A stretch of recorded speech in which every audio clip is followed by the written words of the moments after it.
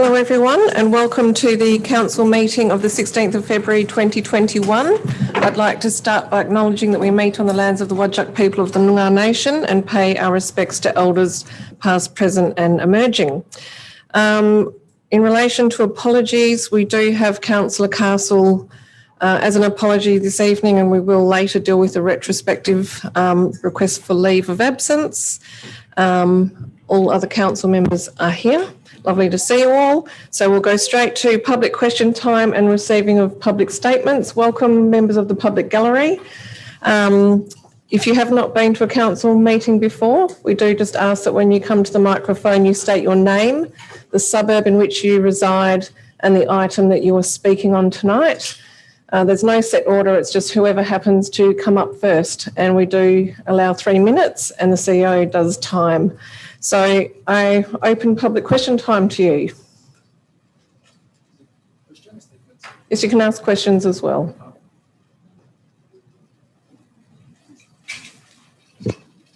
On the short straw.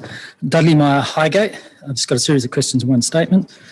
Question 1, who was given the contract to demolish the Alfred Spencer Pavilion in Beady Park Reserve and how much were they paid? Did the demolition contract contain any clause that required them to recover as much of the resources as they could, such as timber and bricks, or were they simply allowed to take everything to landfill? Question 2, expenditure reports up to the 31st of December 2020 show that 13 of the 16 COVID arts projects have been paid in full, including one that was paid twice the agreed amount. 2 have received no payments and 1 has received half a payment. Given that on page 513 of the agenda, it says that only 4 of the 16 projects have been completed. Is it an acceptable practice to pay for projects before the project was completed? Is this treatment extended to other suppliers, and who approved the payments?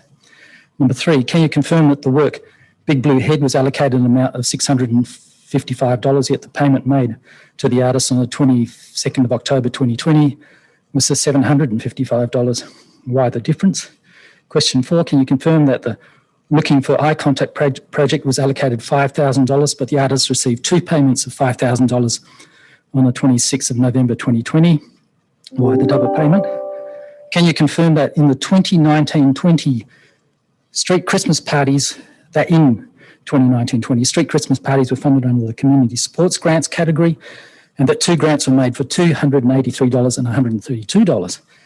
6, can you confirm that in the 2020-21 street Christmas parties were funded under the Festival and Events category and received grants of $84, $944, $2,776 and $2,582?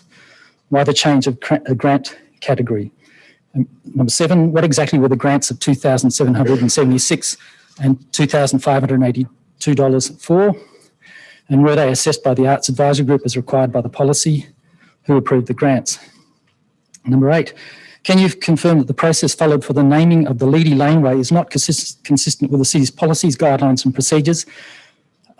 Given that the organisers have been working with the administration, why has the Vincent Identity category been dropped from the list of acceptable names? And why will Aboriginal words only be accepted from members of the Noongar community? Will the names suggested by the organiser be submitted for community feedback as required by the policy and guidelines? And who in the administration approved the process? Question 9, can you confirm that the guide to the preparation of agendas and minutes issued by the Department of Local Government, Sports and Cultural Industries states that the minimum standard for reports to councils and committees should include the author's name and position, and the reports should be authorised by a senior officer? Why does the city continue to ignore these minimum standards? Question 10, the reports to be actioned in the information bulletin states that the support for the Uluru Statement, which was approved on the 15th of December 2020, was not completed until the 15th of February 2021. Excuse me, Mr. Murray, you're reaching the end of your questions. You have reached 3 minutes. Okay. Why is the administration 2 months to write the simple letter? Thank you. I just go to administration to see if you wish to respond to any of those tonight or whether you wish to take them on notice. Through Mayor Cole, could I just provide an update on the process for leadable laneways, just to confirm the process that we're going through? Could you? Yes, through Mayor Cole. The city was approached by the owner of the Loden Hotel, in relation to naming of the laneway. The city's provided advice to them about the requirements under the city's policy, the city's procedures, and Landgate's requirements as well. The city's consulted with Landgate about that process, and Hesperia's opted to follow and try and follow those requirements as closely as possible in order to minimise the burden to advertise the proposal separately in addition to the advertising that they're doing. Once the proposal is lodged with the city, once a naming proposal is lodged with the city would go through an advertising process as well to the same or to a broader catchment of people. And I'll have to take on notice questions relating to the naming categories being removed. My understanding is that the categories and the requirements of our policies are the same requirements that will be followed by Hesperia, and if they aren't, the city would then follow that process to a T. So, Thank you. Thank you. Next speaker, please.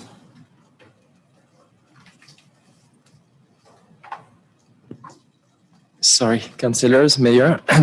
My name is Islam Bouaya. I live on the 12 Wade Street in Highgate, the city of Vincent, and I am the owner and operator of the food truck in Hyde Park called What the Flip. When do I start? Okay, sorry. Dear councillor and the mayor, sorry, excuse me about my thick accent and my presentation. I have been going through a bit of a breakdown lately, so I'm going to try to make it short and quick. 3 hours ago, I received a phone call that this meeting is regarding the food truck vendor program in Hyde Park, which I have been a resident of City of Vincent for 15 years, worked at Must for 5 years, Western Delhi, lived in Carr Street for 7 years. I've been really a City of Vincent person. I run in Hyde Park, I swim in Beady Park. So I've always had this dream that I wanted to bring a little bit of Central Park, New York in Hyde Park by having my food truck there when I became the owner of that and working for the person who owned it before me. And I wanted to create tables, activity, community, and activate the area in a way that no one did it before, as I couldn't see it anywhere else in around Perth. And so from the moment I started having that business, that was my only focus, creating an area where people come, play chess, I put guitars, people can play music, like really having a place of life. People have been calling it a bit of a place of life. And we did run into some troubles with some of the operators there. You know, there was lack of trust issues, there were competition, which is absolutely normal. In French, we always say we don't make an omelette without breaking eggs.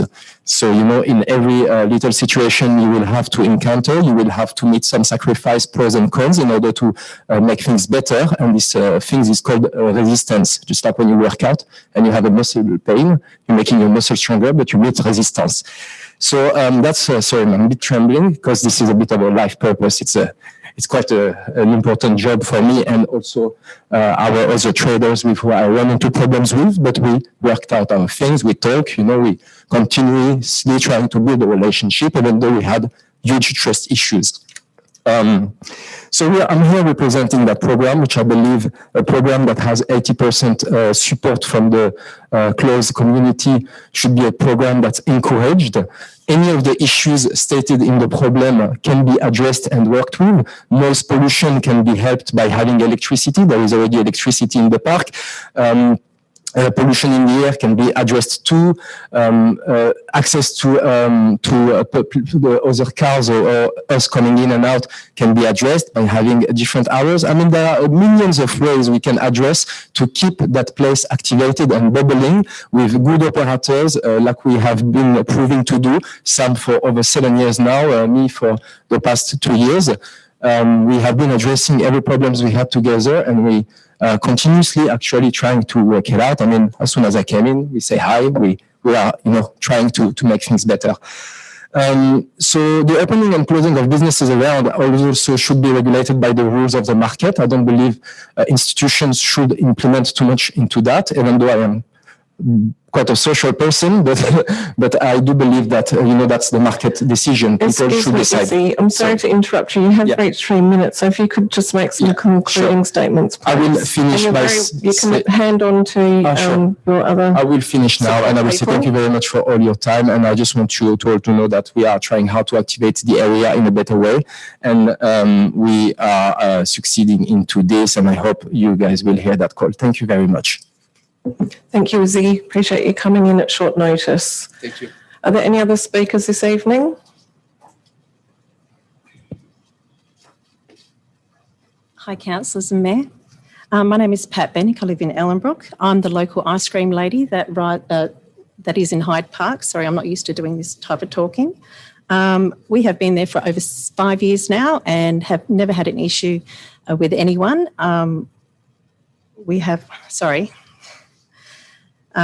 It's okay, take your time. I know it's a bit formal, but we're daunting. We're very down-to-earth people, so just take your time. I know there's been new buildings and that erected in the last few years, and I don't know how that our ice cream van would affect those. Yes, we have been having a few issues in Hyde Park. We're trying to resolve them, as we have always tried. Sorry, I don't know what I'm supposed to say. Yeah, can you please do the talking? I'm just go for it. No. Because we weren't ready for it. No, we weren't ready for today. Like a couple of hours ago. Yeah. That's understandable. Just take your time. And basically, Yes, can you do the talking? yeah, I can't do it. well, as my wife said, we've been there like over 5 years, and trying to serve people there as best as we could. We have a lot of support there, but at the end of the day, honestly, whatever council decide, I'm happy with. But when it comes to on our behalf, we're doing the ice cream. You imagine the family come with 3-4 kids, they're sitting there and they want to go get something. Is there something close by? Can they get the ice cream there? Or like if the single mom come with 3 kids, they have to get the 3 kids, put in the car, go somewhere, and we're not competing with anyone. And basically, whatever council decide, we're happy with. Is that it? Sorry about that, guys. That's Get very fine. nervous in front of There's large no need to apologise at all. Completely understandable. It's been very short notice, so that's absolutely no problem. And thank you very much for coming in. Are there any further speakers? Hi, my name's Peter Bull. I'm a resident, and I emailed everybody. So I'd just like to read what I emailed, just so it becomes public. Hyde Park is safe and is a safe and shaded place to walk and spend time outside and away from traffic. My wife, who is blind and uses a cane, and I cannot overstate the value of a cafe away from the noise and danger of roads. The western end of the park has become a wonderful social hub where we can cross paths and chat with scores of locals, friends and neighbours. We can eat quality food which far surpasses what can be expected of a typical franchise operator. To balance the benefits of many hundreds of local ratepayers against the questionable impact on a handful of local operators strikes me as disingenuous. As a ratepayer, I have a number of reservations about an exclusive council-built food venue. They are to do with diversity, both customers and fare, quality and potential for less than open arrangement between operator and council. The combination of a permanent building/tenant and pop-up operators could be mutually beneficial. If the council were to be proactive in installing electrical outlets for existing operators to use, it would reduce pollution in fumes and improve a developing vibrant hub, which has the potential to further discourage undesirable elements that I can remember from previous decades. And on behalf of myself and my wife, Peter and Lindy Bull, 29 Dangan Street, Northbridge. Thank you. Thank you, Peter. I did receive your email. Sorry, it came in quite... Yes, appreciate that. Didn't have quite a chance to respond to you, but I have read it, and thank you for coming in and reading it. Appreciate that. I think the only person that hasn't spoken, would you like to come forward and say anything? No, you're fine. Okay, thank you. All right, thank you very much, everyone, for your comments. I'll just check whether we've received any questions or comments in writing. Through you, Mayor Cole, no, we haven't received any in writing. Thank you. Okay, thank you very much, Manager. All right, so I'll close public question time and we shall move on. And the next item on the agenda is response to previous public questions taken on notice, and they are included in the agenda this evening. So we shall go to item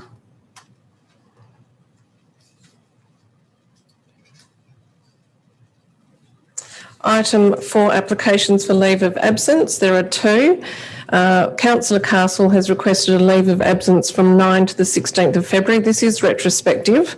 I'll just seek advice from the CEO. Is there any issue in approving a retrospective leave of absence when it's being completed today? Through Mayor Cole, you've noted the absence earlier in the agenda, and I think as a formality, I don't think there were any issues with standing orders for council to resolve that tonight. Okay. And the second is for Councillor Toppelberg for a leave of absence from the 21st of June to the 26th of July, inclusive for personal reasons. Unless there are any objections, I'll put those 2 together. Can I ask for a mover and seconder, please? Move Councillor Hallett, seconded Councillor Fotakis. All those in favour? I declare that those requests carried. Item 5, the receiving of petitions, deputations and presentations. I believe there are none. None received. Yes, thank you. Confirmation of minutes, item 6. This is for the ordinary meeting of the 15th of December 2020. Can I please have a mover and seconder? Move Councillor Loden, seconded Councillor Wallace. All those in favour? I declare the minutes carried.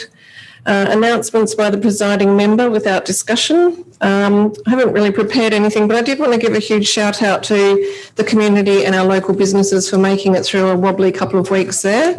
A snap shutdown followed by heavy restrictions. I think the response in the community was phenomenal. It was amazing to turn up to the local park to see everyone wearing masks the day that the restrictions were called, wondering where on earth people managed to procure masks at such a short amount of time. I think businesses have remained positive. I even spoke to one business who has recently started up on Oxford Street and said after going through a very hectic period in starting a new business, it was an opportunity to have a break. And I understand that's not to take away from the fact that that is considerable in terms of lost earnings and, the impact that that has on staff. Of course, that is very significant. So that was just one perspective, and obviously still some loss for that small business. So we are through that. And I think one of the things that we have learned at the City of Vincent is that having been through this twice now, the city is in a good position to act swiftly, and that things continue to operate relatively well. I believe there was a few issues with letters going out, but I think that given it was a snap lockdown overall with everyone working from home, with all of the health measures being put in place pretty much overnight, it all did go quite well, and I think we've become now quite adept at responding very quickly. So thank you to administration. Also just to note that this is another big year as we kick off with our first council meeting for the year. We've already started with significant works at Beady Park Leisure Centre, with a further item on that on tonight's agenda.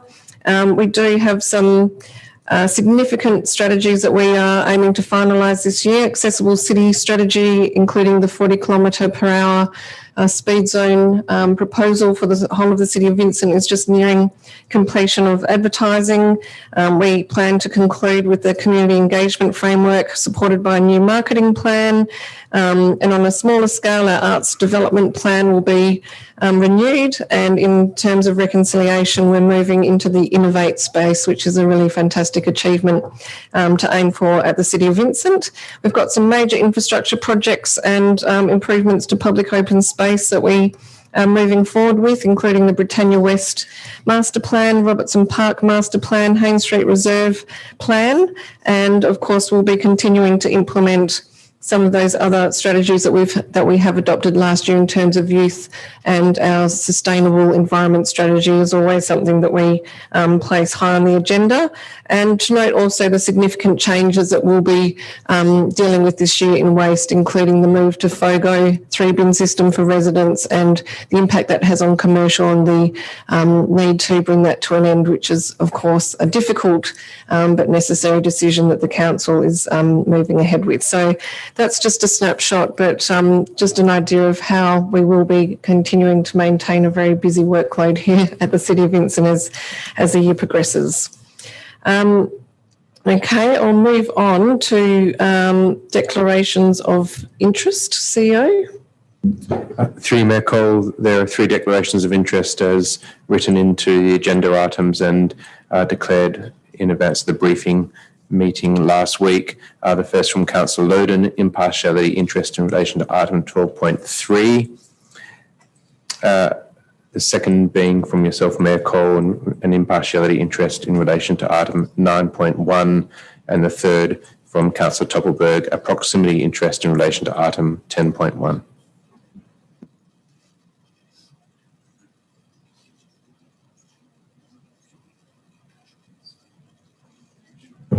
Thank you, CEO. So this evening, in terms of items raised by members of the public gallery, in terms of the questions asked by Dudley Mayer, were they pertaining to any of the reports on tonight's agenda? No?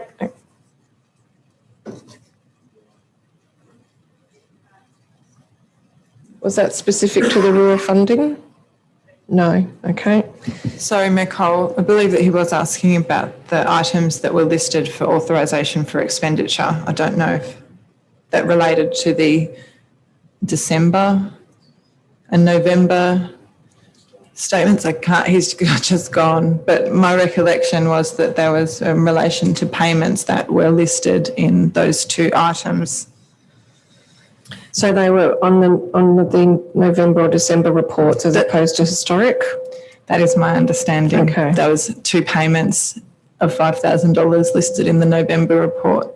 All right, well, we'll bring those out just to be sure. So that's 11.5 and 11.6.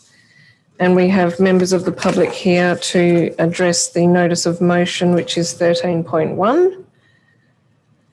We will also have to bring forward 10.1, given that Councillor Toppelberg has a proximity interest, and we have an absolute majority decision required on 12.1.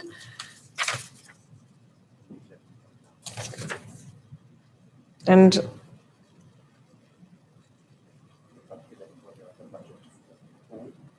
okay.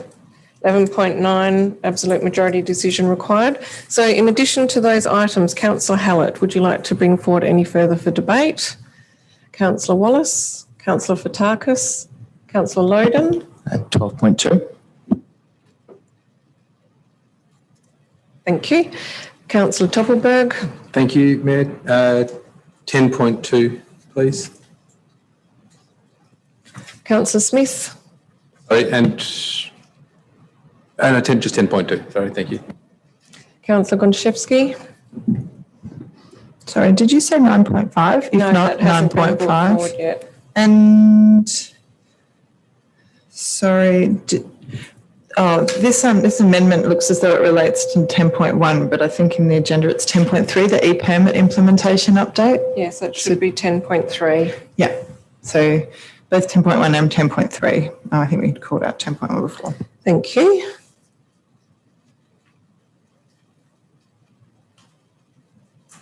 And just noting that 9.4 has been withdrawn, that still does appear on my council agenda. Not sure if that's on everybody's agenda, but that has been withdrawn. It was withdrawn last week. So just cross that one off.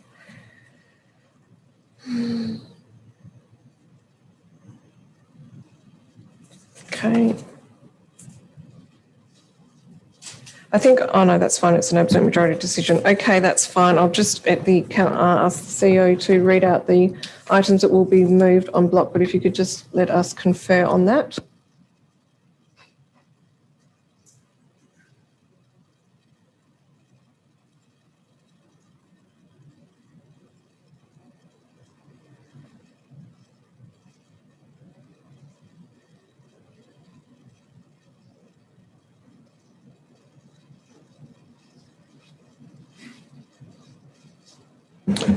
Through you, Mayor Cole, I'll read out the item numbers that are being proposed to be moved en bloc, which includes items 9.1, item 9.2, item 9.3, and then items 11.1, 11.2, 11.3, 11.4, 11.7, 11.8, 12.3, 12.4 and 12.5.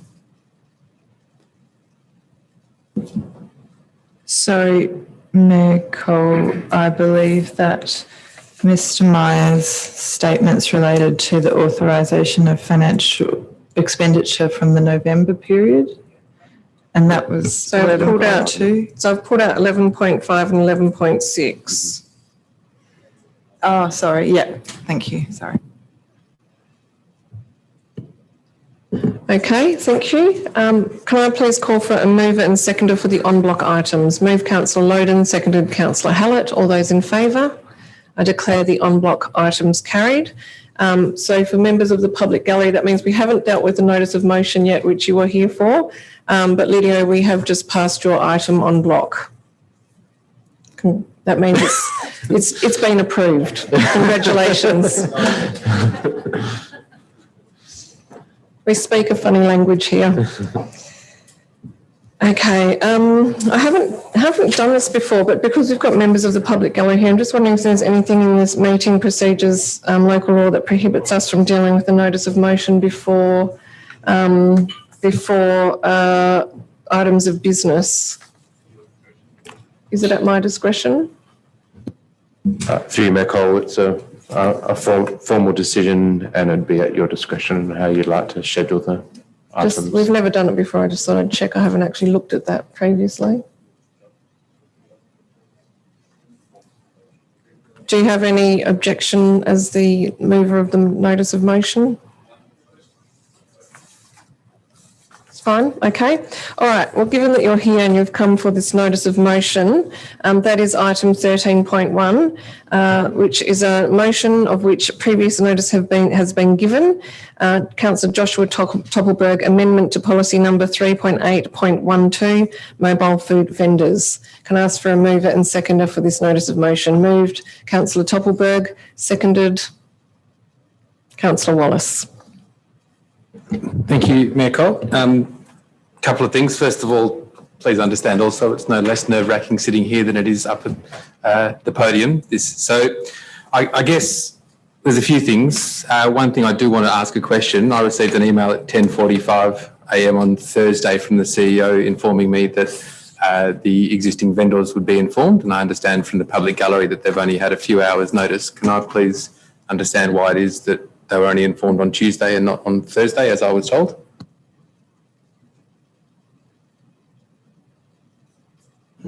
Yes, through you, Mayor Cole. The city did attempt to contact vendors yesterday. So that was when we started trying to contact vendors, not on Friday. So I apologise for that not happening on Friday. It started happening yesterday. We couldn't get through to all of the vendors until today. We tried very hard, particularly in relation to what the flip.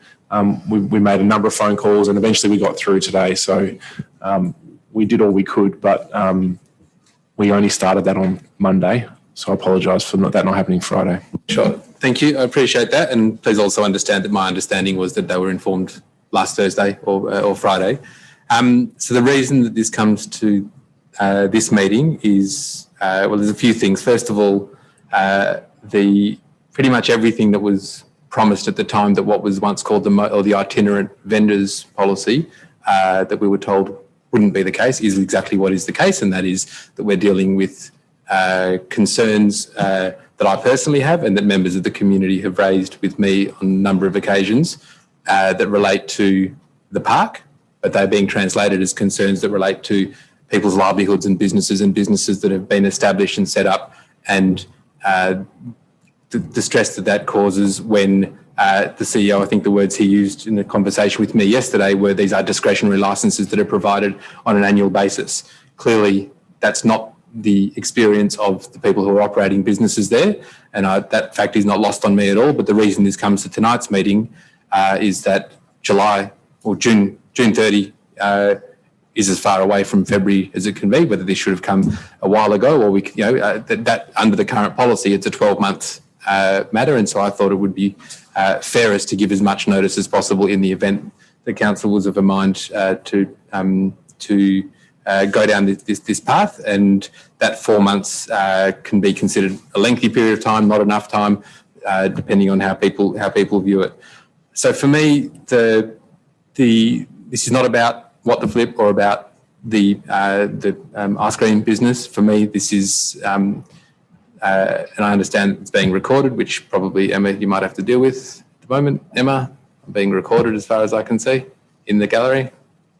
Oh, sorry, I did not allowed to. That's all right. It's for my own personal. I'm sorry, appreciate Izzy, it. It's they being do live have streamed very and you're strict welcome. rules that you're not able to record council meetings, but It's all right, no stress. it might reassure you, Izzy, No, it's okay. I apologize about that. no problem at all. Izzy, just to reassure you, we record these meetings and we stream them on YouTube, and they are archived on our website, so you can review this at any time. Yeah, but you'll be able, you'll be able to review this, and it's publicly available at any time. So I guess some of there's been a barrage of emails this afternoon. There was one received even after this meeting began, and I won't read the full email, but I will refer to the last line, which talks about an ongoing pursuit by Councillor Toppelberg to remove permission for particular businesses to trade in Hyde Park. There's been some vitriol about as though this is somehow a campaign or an idea of my lived experience of Hyde Park is different to other people, and I respect that. Some people know and love these food trucks and enjoy the experience, and it is a key part of how they enjoy the park, and I have full respect for that. Some people, their experience of Hyde Park is as a quiet, contemplative place, a place that they can go and sit. If they can sit by the lake, they can walk around the lake, and the presence of commercial enterprise, for some people it might be noise, for some it's rubbish, for some it's food choices. Those concerns have been raised with me consistently over a period of time, and there's no question, I have no doubt that there are lovers and haters of the food trucks, and in fact, it's not so much about my personal view. I do feel that at the time of the review of the last policy, the way in which the consultation was conducted was not something about, it wasn't an assessment of whether or not the food trucks were something that was desirable in itself. It was a consultation that related to the policy. For me, the experience of and the diversity, and I think that there was it was raised in the email, and again in the comments that were brought up this evening, talking about the diversity of customers, diversity of fare. That's generally, and if you look at how the policy originally came about, that was the original intent, was to have. It was expressed as a diversity, and not so much occasional in the sense that you'd have to guess whether the food trucks would be there or not. The idea was to allow for some level of consistency.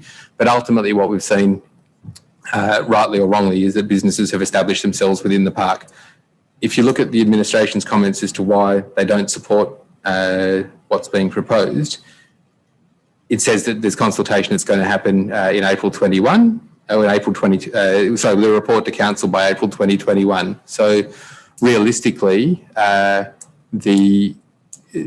if there was a view of community that a permanent establishment should be made, and whether it may well be the view of council that is or isn't something that's desirable, but if that was to be established, we're talking 2022 is realistically in terms of anything being created there, but also certainly in terms of any notice or otherwise for businesses. So I guess, look, I don't underestimate the value that the existing businesses, what the businesses mean to the operators and to those people that love it. And I also don't underestimate the challenge that it poses for people for whom it's changed their experience. And I'm talking about Hyde Park specifically. I think that there's been other experiences elsewhere. For me, when I consider that on balance, we don't bring many controversial things of this nature into the chamber, and for some it's just a shrug, and it's always been. But for me, I'm happy to have the matter debated, and I'm happy for people to make a decision if it's the will of council that the businesses, or that the policy doesn't get amended, I'm more than comfortable with that. But I do feel that it's also appropriate to give a voice to people who like to go and sit in the park and enjoy it. And during COVID, people had said to me that they'd notice when there was no one operating in the park that it was a different experience. Some loved it, some hated it. Some of the reasons that have been, this is not about protecting bricks and mortar over and above, because if we look at businesses that have been impacted by what's happened in the world in the last 12 months, those that are mobile or rely on events or other type of business have been absolutely decimated. And that, again, is something that's not lost on me, but I am comfortable in bringing this to council. It's not a vigilante mission to try and get rid of food trucks. I think it's a fair representation of a fair proportion of the community who do feel that way and have expressed it. And I feel that if council was of a mind to support it, it's also enough notice period that allows for alternative arrangements, both for those businesses, but also for the potential of other ways to activate Hyde Park in and around food and other things. So, but I will also say, because I'm not sure whether this is being viewed by one person or many, but some of the vitriol that's come back and the intimation that this is somehow a campaign or a subversive effort to try and undermine individual businesses is neither true nor appreciated. And I've never represented my community in that way. And I just felt that I'd like to say publicly that that cuts through pretty harshly as well, because that's not what this is about at all. I think it is a fair representation of a portion of the community, and it may well be a majority, may not. Councillor Wallace. I don't wish to speak to it. Thanks, Mayor Cole. Councillors, Councillor Loden. Thank you, Mayor. Whilst I understand the intent of what Councillor Toppelberg is raising here, I don't support the notice of motion. I think it does raise some genuine concerns and issues that we have in the park, and it points specifically to the issues around noise and waste generation and visual impact. But I think there is a way that we can address at least some of those issues through how we work with the vendors. So I don't think it's necessary to end the utilisation of those vendors in the park at this point in time. It's obviously a discussion that we will have in the future with the potential introduction to a bricks and mortar facility there. But I think it does raise an issue that we need to think about, that there is concerns there. I too, probably not to the same extent of Councillor Toppelberg, have a lived experience of there. I enjoy having the vendors there at times, but they also frustrate me as well when I'm there with my kids and trying to navigate through that part of the park as well. So that impacts my my enjoyment of that space as well. So I understand that there's two sides to this debate, but I think there's probably an easier middle ground that we can find as a solution to this going forward. Councillors, Councillor Fotakis. Yeah. Thank you, Mayor.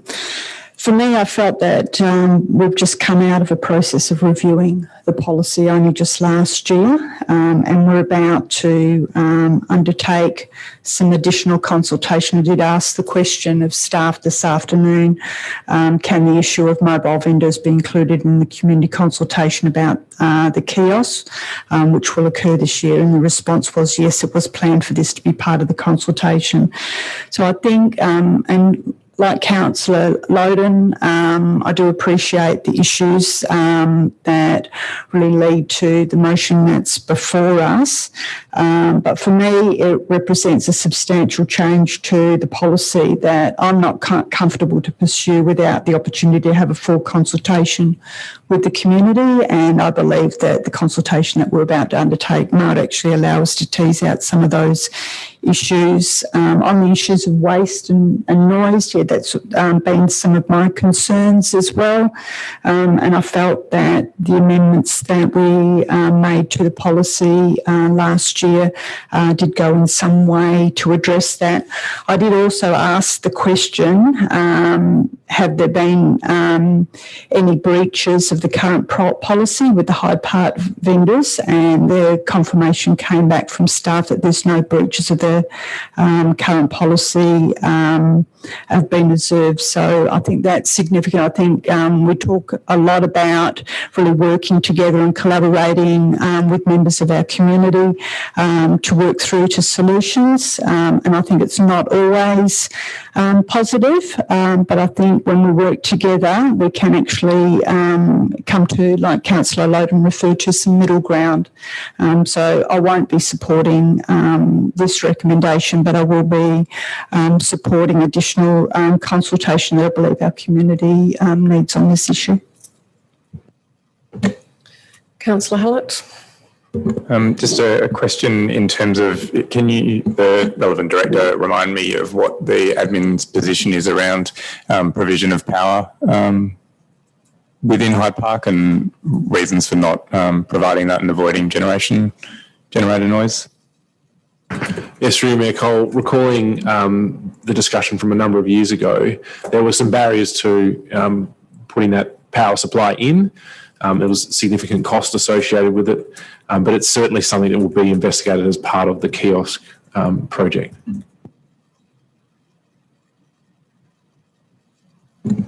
Councillor, any comments?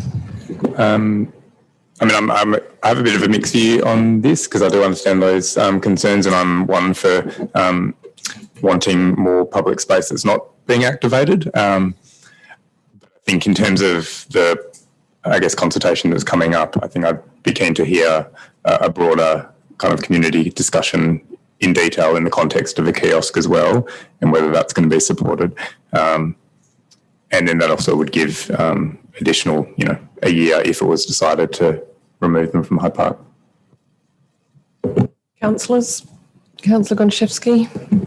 I won't be supporting the notice of motion at this time, simply because of the fact that we're already on the verge of a consultation process that may well lead to the same outcome that this NOM is suggesting, but also may lead in a completely other direction in terms of the retention and expansion of commercial operations in the park. So my personal view is, I think, probably somewhat at odds with most of the feedback I get in terms of, I am not at present a patron of the food vendors within the park, although I do recall, I believe it was Pat gave me a Band-Aid once for my child and was incredibly lovely.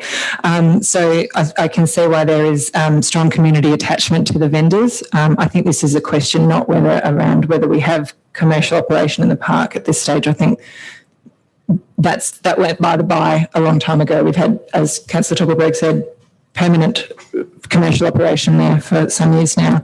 It's a question about the amenity impacts and whether that is better served by a physical venue or ongoing use of the mobile vendors. And I will let that consultation play out. And I think I wouldn't necessarily be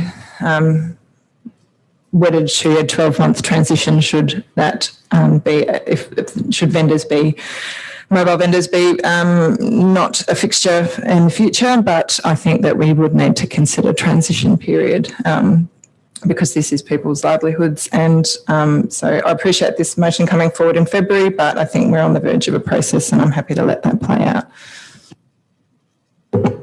Councillors? Can I ask a question, which Sure. probably could have asked some time ago? If I'm the holder of is the mobile food vendor permit particular to a location, or is it just a permit? And so the second question is, if I do hold a permit or want to apply for a permit, do we limit the number of permits? And what happens if I turn up to Hyde Park 5 minutes before somebody that's been there for 7 years and I choose to go to that location? What's the procedure?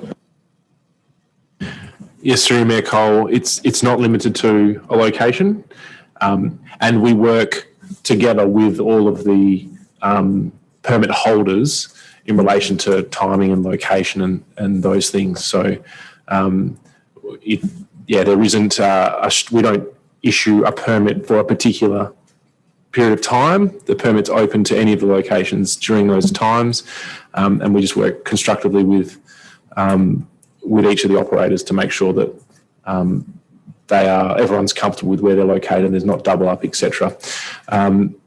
There was another question in there. I had it and then I've forgotten it. Sorry. Yeah, so because I understand that there was a permit given at some point in the last 12 months to a vendor that was also selling coffee, I think.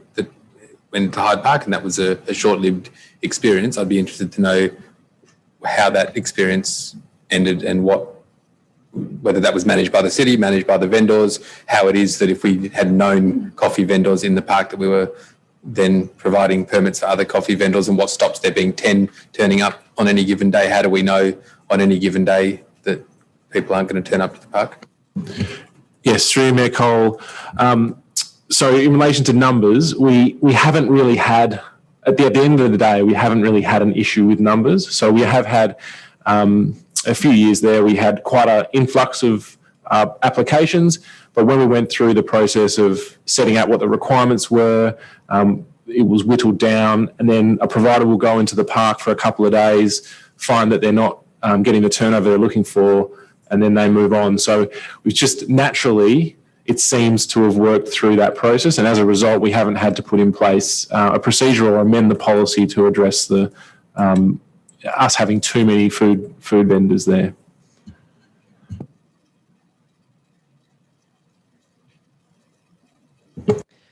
Councillors, is anyone that hasn't spoken that wishes to speak? Councillor Smith. Thank you. Just a quick one. As with the majority of councillors here, I'm very happy to continue with the current planned process of which way we're going and wait for the consultation outcomes. I personally haven't received any negative feedback from anyone in Vincent. I've only actually received positive, so I would prefer to wait, so I won't be supporting the motion today. Thank you, Councillor Smith. Councillor, you didn't reserve your right to speak.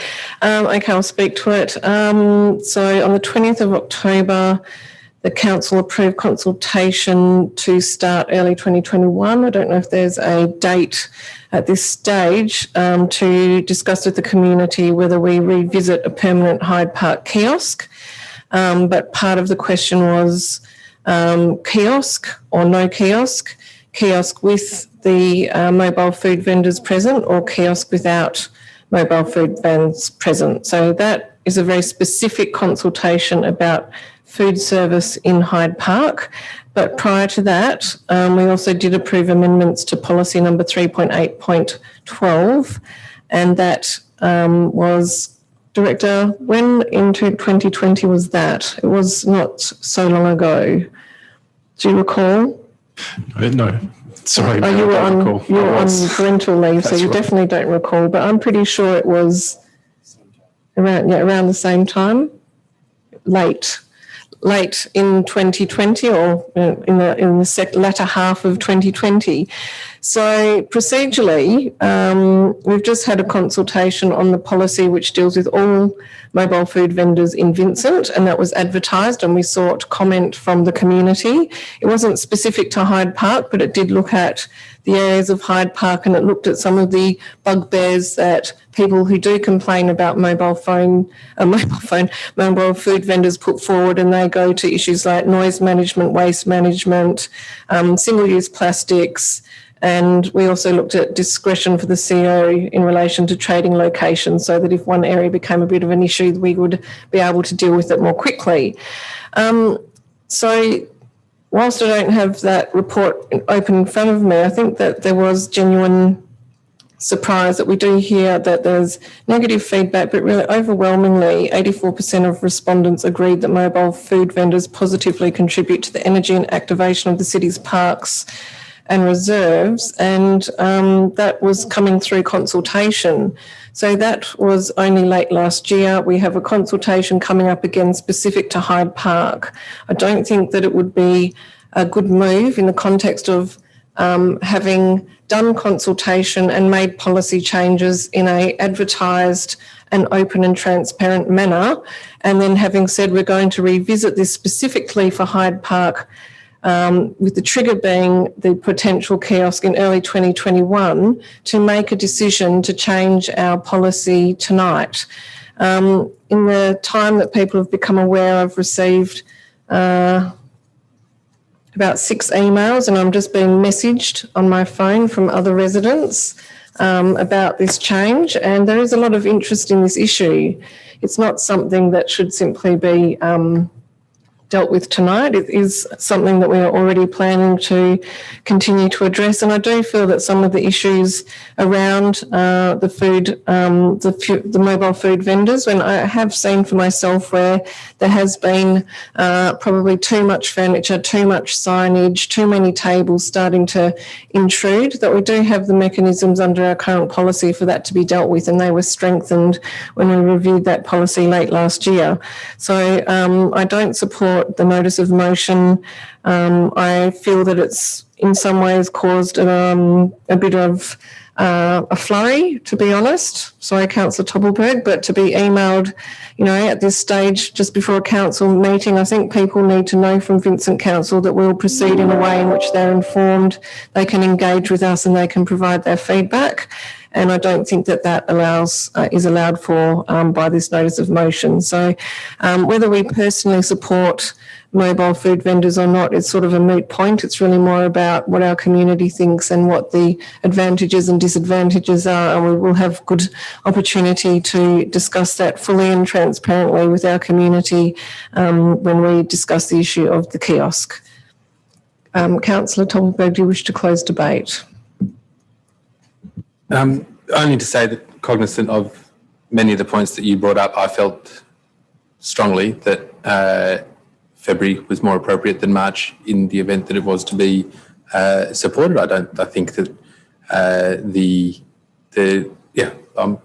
I've listened to what's been said. As I mentioned earlier, this is not about individual businesses. I think it's a view that has been broadly expressed, certainly to me. I'm not sure whether to others or not, but I know it's been expressed to administration, to rangers, to staff over time, and it's not something that I felt was captured at all in the consultation about the policy previously. But that's, I sit in this chamber, that's in part my issue to deal with, if that's the case. But I obviously am aware where the vote will go, and I don't disagree with the comments that Councillor Hallett made earlier. I personally have a mixed view on it as well. This is not about trying to find reason to remove. I think that it's been a healthy conversation and something that was important to have. Thank you, Councillor Toppelberg. I'll put the motion. All those in favour? All those against?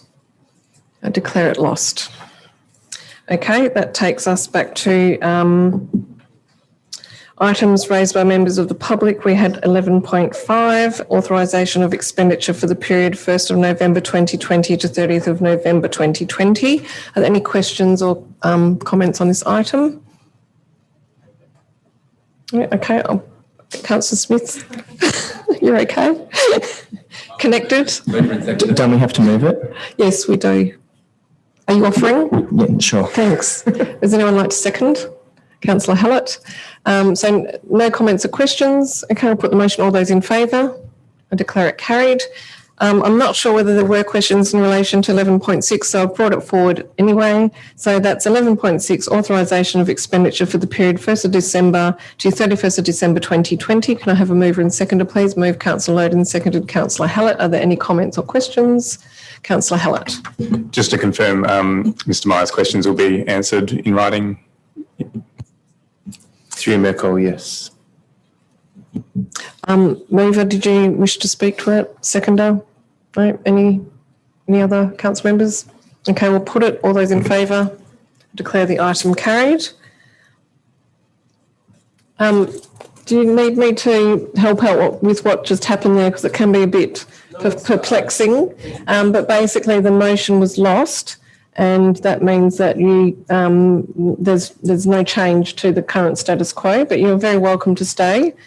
Just wanted to make sure that you understood, because it can be a bit strange when it's your first experience.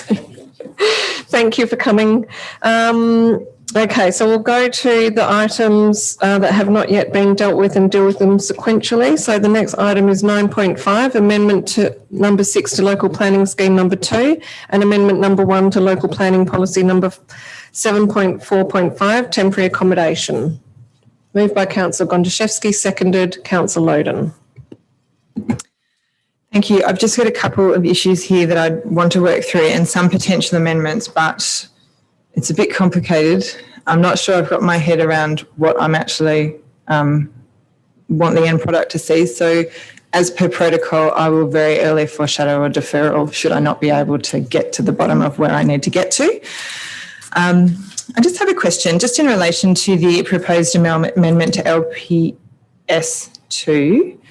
I note that there is some, in certain zones, the proposed short-term accommodation use is a D use, and in some is an A use. Where it is a D use and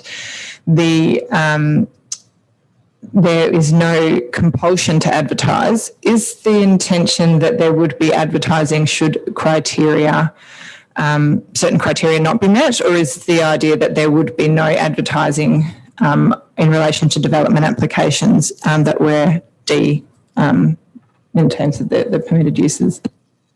Through you, Mayor Cole, the city advertises all D uses in the same way as it advertises A uses. So even if it met all of the standards of the policy, it would still be advertised. And I presume it would be up to council to decide then whether there was a different threshold to be met in terms of the delegation of decision making or the escalation to council for decision making on these applications, and then that would go through the standard delegation schedule. Yes, through you, Cole, that's correct. Oh, thank you. I note that in LPS2, bed and breakfast is defined as a dwelling used by a resident of the dwelling to provide short-term accommodation to not more than 4 adult persons or 1 family. I note that this definition doesn't specify that the resident is actually present on site at the time that is being that the dwelling is being used as short-term accommodation. I'm sure that's the intention. However, previously I believe that our policy would have specified that the host resided on site and was there during the use. I'm just trying to clarify or confirm that the intention in relation to a bed and breakfast is that the resident of the dwelling means resident at the time that that usage occurs. Yes, through you, Mayor Cole, these definitions are standard definitions set out under the regulations, and that is absolutely intent, is that it's not, the resident wouldn't be one of the 4 adults using it for a commercial basis. The resident is the person that resides in the dwelling as a permanent resident, and so they would need to reside in the dwelling while it was being used for that purpose, and they would need to provide breakfast as well. That's one of the other requirements. Okay. Yep. Okay. So my next question relates to I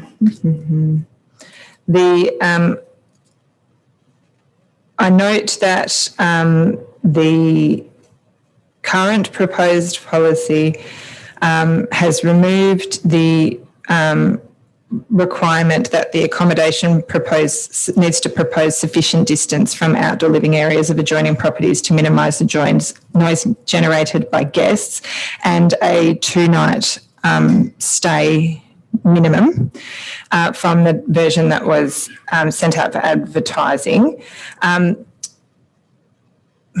If these were returned to the policy through amendment, what would be the process for applicants where their accommodation didn't meet those acceptable criteria, or the minimum night stay that they wish to offer was less than 2 nights? What would be their process if they wish to run a short-term accommodation business? Through you, Mayor Cole, if a proposal was lodged without those matters being addressed, and it was in the policy, those provisions were in the policy, we would advertise. Obviously, we'd advertise anyway, but we would advertise and we'd specifically set out that those criteria hadn't been addressed. If those criteria aren't in the policy, we wouldn't set that out in the letter. It would be something that applicants would have to, residents, the community would have to work out by looking at the plans themselves. So that's one probably important point. And the second point is that there would be less discretion. There'd still be discretion because it's discretionary use, so council can refuse it and the city could refuse an application even if it met those criteria and they were included. But if the criteria weren't included, it would reduce our ability slightly, but it helps to have a policy that says this is an important requirement. And if we refuse an application on that basis, or we set a condition around an application on that basis, it helps us in SAT when defending a decision to say this is a provision set out in the policy for these reasons, as the policy sets out in its objectives. So it does help us having that standard, but we still would be able to refuse it in any case on the basis that it didn't meet the objectives of the policy. It's just another provision that backs up a decision of council that's consistent with that provision. Thank you. I would be grateful for some commentary in relation to the amendment of the draft policy on the basis of the consultation responses received as to the removal of these two provisions, given that whilst council speaks with one voice, there are 9 people on council that voted to put out the draft policy with those provisions in. And my reading of the responses is that there was perhaps one person that said they should come out. And I'm not actually really clear in terms of the sufficient distance one as to where there was really specific reference. If I could just get some commentary and administration's position on the removal of those two provisions. Yes, through you, Mayor Cole. It was a very difficult issue to consider. The submitters did raise, I thought, some valid issues around simplifying the process and ensuring that it wasn't a complex process that no one would want to go through, because that then leads to the situation we currently have where we've got unauthorised Airbnbs, and we're not controlling those issues in any way. So we were trying to find the right balance, and it's hard to find that balance in my view. And as a result, we thought that the provision around sufficient distance was vague because it doesn't specify a very clear standard that you can't have an outdoor living area adjoining another outdoor living area or something to that effect. And it's vague deliberately because the issue is quite a broad one. So we thought that objectives covered that issue off effectively, and we didn't need a specific standard. And similarly with the 2 nights minimum stay, given, I think looking at the policy overall, we came to the conclusion and a view, rightly or wrongly, that overall the policy's provisions were adequate to address the potential impact of 1 night stay accommodation could have. That was the basis for us of coming to those views. Thank you. Just in relation to the clause around the sufficient distance, I appreciate what you've said in terms of it's not a quantitative standard. If council was of a view to include something over and above the objectives, like a specific reference, is there any information that you could provide on how we could craft something like that now or over the next little while, so that there is a specific reference that could be included? I'm just asking a question, so I'm not making a statement on that yet. Through you, Mayor Cole, we did look at that. My view is that the provision as it was drafted in the policy is adequate. Including that is not necessarily a problem at all because it aligns with the objectives. I think setting out a specific provision could make it more restrictive, and I don't think that would be a good outcome. So I think the provision as it was included in the draft policy would be appropriate.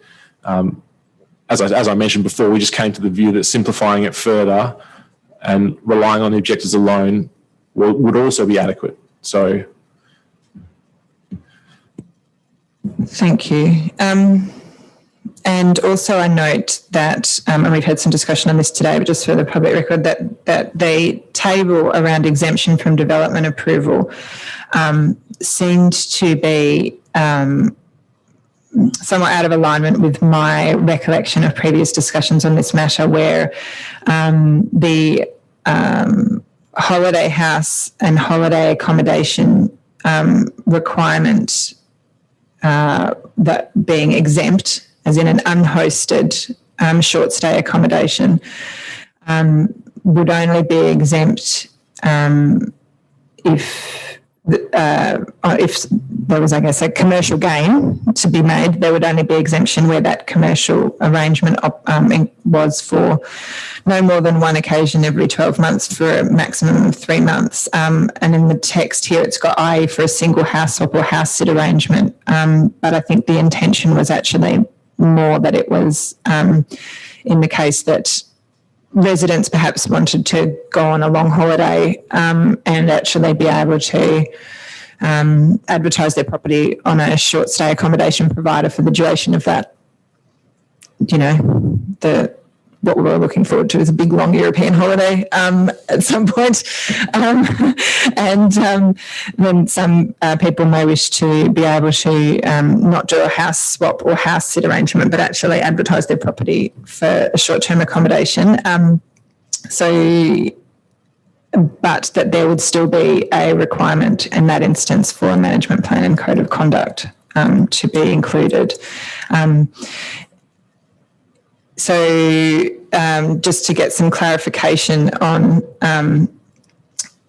how your view in relation to how we could amend the table so that that was potentially accommodated within the policy.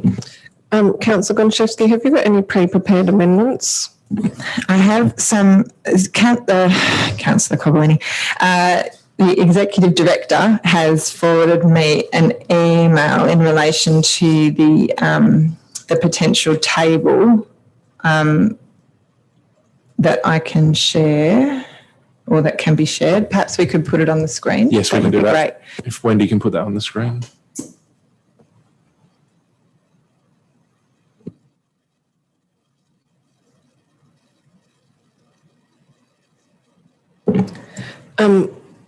Would anyone like to read that out? I can't read that.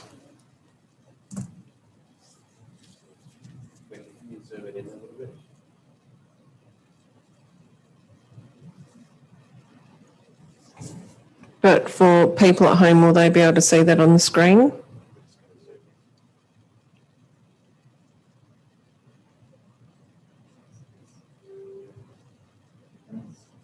What happened to our screens that used to show amendments?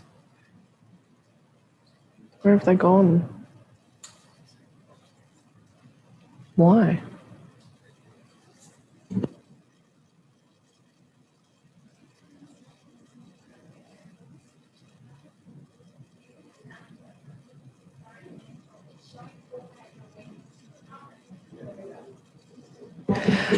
Just a question on notice. Where have the screens gone that enable us to view amendments from our desks? Through Mirko, when we were doing electronic Zoom meetings, all councillors had the shared screen on the Zoom, so we'd temporarily taken the screens away. Temporarily. Okay. Nice to discuss.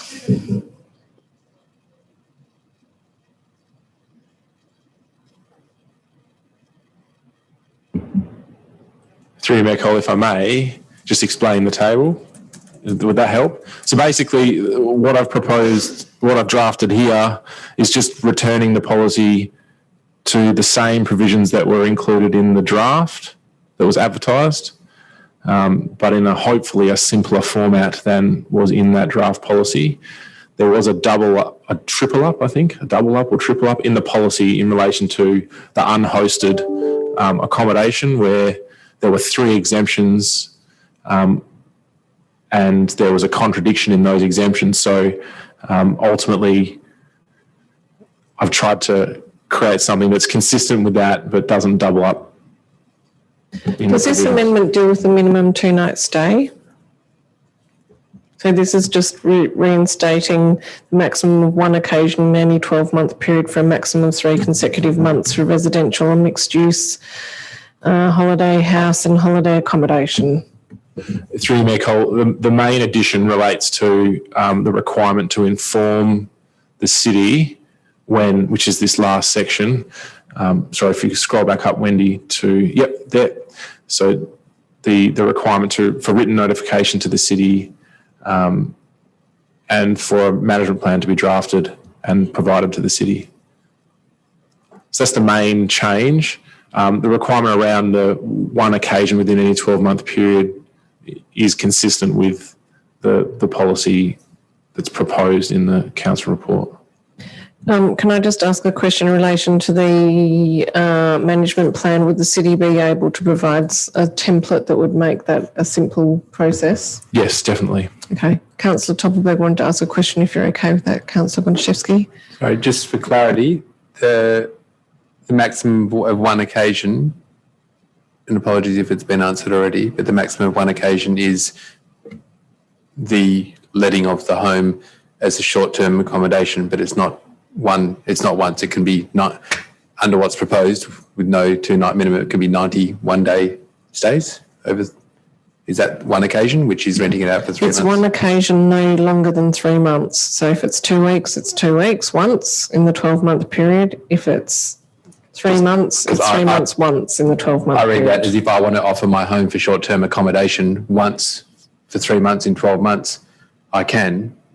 I'm only offering it for short-term accommodation, but I can take 20 bookings, 30 bookings in that 3-month period. That's not clear to me in the word. Does it not say on a maximum of one occasion? I would consider having my home available for rent once in 12 months for up to 3 months being one occasion. I just think for clarity, we can, otherwise that's potentially a significant diversion from what's intended. Do you have alternative wording to propose? Not yet, but I'm waiting. Councillor Gondashewski either has it or a deferral, I'm guessing. I don't. Do we really have to defer? I think that we can deal with this. If we're looking at trying to reinstate what was advertised, I think so already had a deferral of a significant policy off this agenda.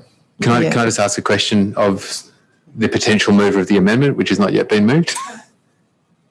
Yes. Well, yes. I mean, we have an amendment here that does not have any status, because correct. I'm not sure whether whether Councillor Gondashewski would be satisfied with this amendment. My question to Councillor Gondashewski is whether she would consider adding the word, so where it says the use occurs on a maximum of one occasion, to add the words for one rental period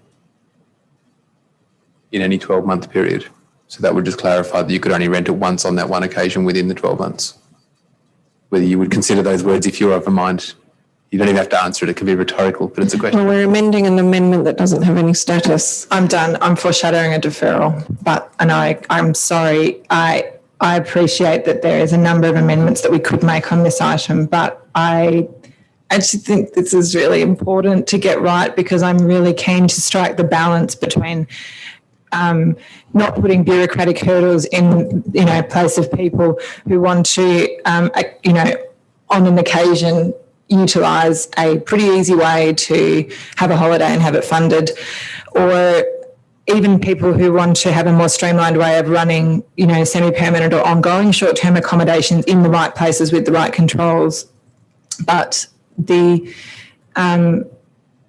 what has happened is that there's been a number of key controls removed from the policy that was advertised, and then there's been an incorporation of text to table that I have some concerns without actually being able to go through and read a full version of a policy. I'm concerned that things could slip through, and then we've got a policy that we've just approved, and I think I'm unsure that I can get to a point where I'm satisfied, and for that I'm sorry that I haven't been able to get to a point where I can put up an amendment or an alternative that I think works, but I will not be supporting the item as it stands, and will foreshadow a deferral. Okay, so you were the mover. Who was the seconder? Councillor Loden. Thank you, Mayor. Recognise that this has been a long time, but if it is deferred by a month to facilitate that, I'm happy to support a deferral as well. Can I just say before a deferral motion is moved that we really do need to keep up with council business. We have lost the character retention item, not through administration withdrawing that item. And we do have a council briefing and meeting process to allow for this. I think that the issues that are being raised are very, very valid in that this has changed, and some of the key provisions that have been taken out are not only things that were advertised and that council had, put out to be the best model that we thought appropriate for the time. There was one comment coming back querying that, but I think that also from experience in sitting in this chamber where we've dealt with short-term accommodation, things like minimum stay have been very important to those people who are residing around short-term accommodation, and things like having a maximum on the time in which, being clear with people about residential use and how they can use that. There wasn't any discussion from council about limiting residents being able to charge for the use of their home. Some people have used their home to fund their international jaunts or wherever they're going. So I think that there really does need to be consideration of a perspective that's been put forward by council. Of course, we need to take into consideration advertising, but it just can sometimes lead to unnecessary complexity when it comes to council endorsing a policy when effectively what council's trying to do is seek to return some of those provisions that were deemed to be important and that were based on our experience in dealing with development applications of this nature. Councillors? Councillor Gondashewski? I'd like to move a deferral for 1 month to return key provisions to the policy and ensure that the policy set out is unambiguous of council's intent. Thank you. Is there a seconder for the deferral? Councillor Loden. All those in favour? I declare that carried unanimously. Moving on to infrastructure and environment.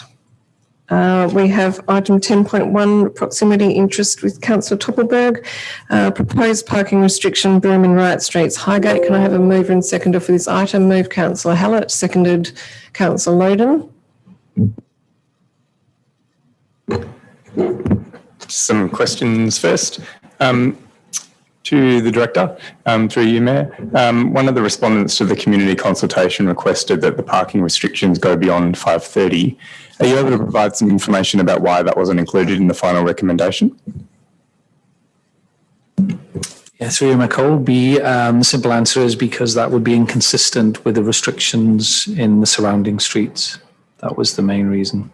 We'd also not consulted on a 10 p.m. Can you comment then on the neighbouring streets that have restrictions of 2p and why 3p has been recommended? Through my call, I'd need to know which streets they were, and I'd need to get some information on that, so I can't answer that question right now. So that's the majority of the streets immediately surrounding the location. I guess, are you able to comment on the restrictions on Wright Street already that restrict parking to 1 hour and go to 8 p.m? Through my call, no, I can't. Do you know how would the city enforce parking restrictions between 5:30 and 8 p.m? Through my call, through our range of services. And how late would those services run? Through my call, they run till 10 o'clock, but they have more duties than just parking. Absolutely. How regularly do we assess parking across the city in terms of monitoring occupancy rates? Through my call, could you explain that question? What's the the timeline or schedule for us going out proactively to measure occupancy rates on street parking to assess whether they're too busy or not? Through my call, I believe we did it as part of the accessible city strategy, and then we do it ad hoc based on inquiries and complaints. In terms of that data that was collected for the accessible city strategy, are you able to confirm any activity that then arose from that in terms of making recommendations for changes? Through you, Michael, I can't, but what I can say is that the accessibility strategy is not being approved yet, so there is no actions that will be undertaken until that strategy is approved by council. But in terms of the data itself potentially being useful to administration in its development? Through you, Michael, I'll need an explanation of that question. I don't quite understand. I guess for me, the strategy outlines actions that we'll take, but in the process of developing the strategy, we've got lots of data that we could use to inform decisions prior to the strategy being actually implemented. So through you, Michael, so I think the decision was made that those changes wouldn't be made until the strategy was approved. What would you anticipate would be concerns raised by local residents if we had consulted on extending the restrictions to 10 p.m? Through Michael, they may be concerned, what I anticipate they might be concerned about visitors and relatives coming to those areas and being unable to park.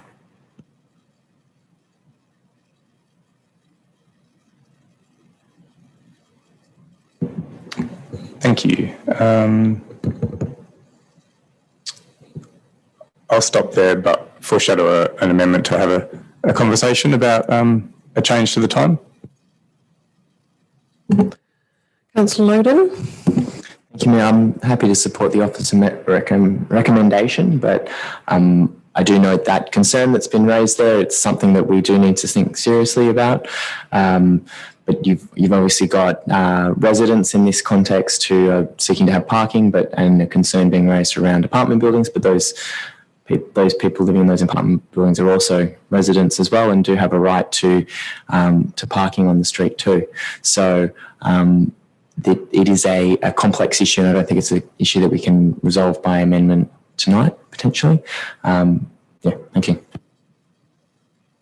Councillors. Councillor Gondashewski. Thank you, Michael. When we've seen these sorts of items come before us previously, there's usually accompanied by data. And I see that there's data in relation to the responses. If I've missed it, I'm really sorry. But the utilisation data on the parking for the street, what was that? What's that currently like in the proposed times, and how does that fit in relation to other decisions that council has made in terms of the implementation of 3 versus 2 versus 1 hour parking?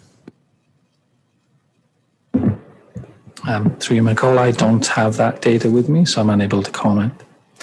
I mean, so if I try and help council, we've been approached by residents who are concerned about daytime commuter parking. These 2 streets have no restrictions, or these areas have no restrictions. All the streets around them do have some form of restrictions. So that was the concern. We've consulted, and there is support to make the change. We wouldn't support a change to 10 p.m. because that would be inconsistent with the surrounding streets. There are some exceptions. There are exceptions everywhere. But in general, the surrounding streets don't go till 10 p.m. I mean, the 2p or 3p in that respect is, I wouldn't say irrelevant, but the purpose of the restriction is to stop daytime commuter parking, which would be prevented by either a 2p or a 3p. Thank you, Executive Director.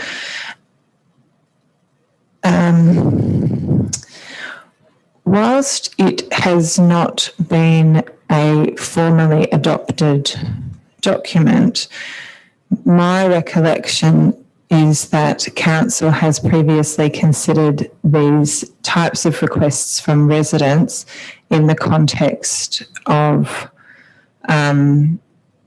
looking at the percentage occupancy at certain times, and where it exceeds certain thresholds, it then sort of kicks the restriction. The parking restrictions are more severe. So whilst I can appreciate administration looking to implement a implement a consistent approach. And I think we've certainly talked about having a more of a precinct-based approach to things like parking. I think that it doesn't seem as though, or I can't really tell as to whether there was any data gathered in relation to this concerns that were raised by residents. Executive Director, you've advised that the items come before us because residents talked about commuter parking. We've heard from a resident that has also raised the concern around parking after 5:30 p.m. And just a question as to whether that is the first time that you've heard that concern from these residents, or was that part of the original discussion? Through Nicole, my understanding that was the first we'd heard of it. It wasn't part of the original discussion. The original discussion was about commuter parking. And if I had a little bit more, I think the concern about changing these two streets on their own to 10 p.m. is that the unintended impacts of pushing people to other streets have not been considered. So whilst I think we're happy to recommend the restriction on the streets, which pretty much match what's around it, we'd be uncomfortable about pushing these two streets to 10 p.m. without looking at the entire area and what the impacts of that might. That's probably what I was trying to say earlier with my answer. Yeah, thank you for that clarification. And just to confirm that the entire area was surveyed for parking occupancy as part of the Accessible City Strategy data collection? Yeah, through you, Nicole, yes, it was. So that should council be of a view to look to amending this motion to require some further analysis of parking on a precinct basis, that information should be readily accessible and available to administration? Through you, Nicole, yes, it would be. It would be probably a bit out of date and we might want to repeat it, but it's certainly some data would be available and we'd be much more comfortable about looking at the whole precinct for a potential 10 p.m. rather than two individual streets. Okay, so look, I am supportive of the recommendation. I do understand that the inner city areas of Vincent are frequently filled up by commuter parkers, and that seems to be something that's fine until it really starts to impact on the lives of the residents in the area. And so I'm supportive of this. I will. Would like to, might just leave it to Councillor Hallett if you've got wording, but otherwise I will propose an amendment in relation to having this come back to Council within a period of time with precinct-based data for consideration of further restrictions or modification of restrictions as required. Could I jump in and make a suggestion that we actually do this through the Accessible City Strategy when it comes back to council, because it should be something that would be part of that strategy in terms of looking at appropriate parking restrictions across precincts in Vincent. Part of the work that the consultant undertook for that project was to do parking surveys across the city of Vincent, and that data should be used to provide some feedback on that. So it's something that could become an action of the Accessible City Strategy, and we could actually develop a precinct approach to parking, which was always the plan, and look at issues like whether our current Monday to Friday, 8:30 to 5 and Saturday mornings of the past is contemporary and valid for the emerging modern city that we are. Just a suggestion, feel free to move whichever amendment you please. Can I just ask another question then, just in relation to that? The recommendation didn't have any Saturday restrictions, but again, the neighbouring streets do have Saturday morning restrictions. Is there a reason why that wasn't included? Through you, Nicole, the team has advised me this is consistent with what's in the surrounding streets. I didn't think there were Saturday restrictions in the broader area. I mean, there might be some, but in general, I didn't think there were.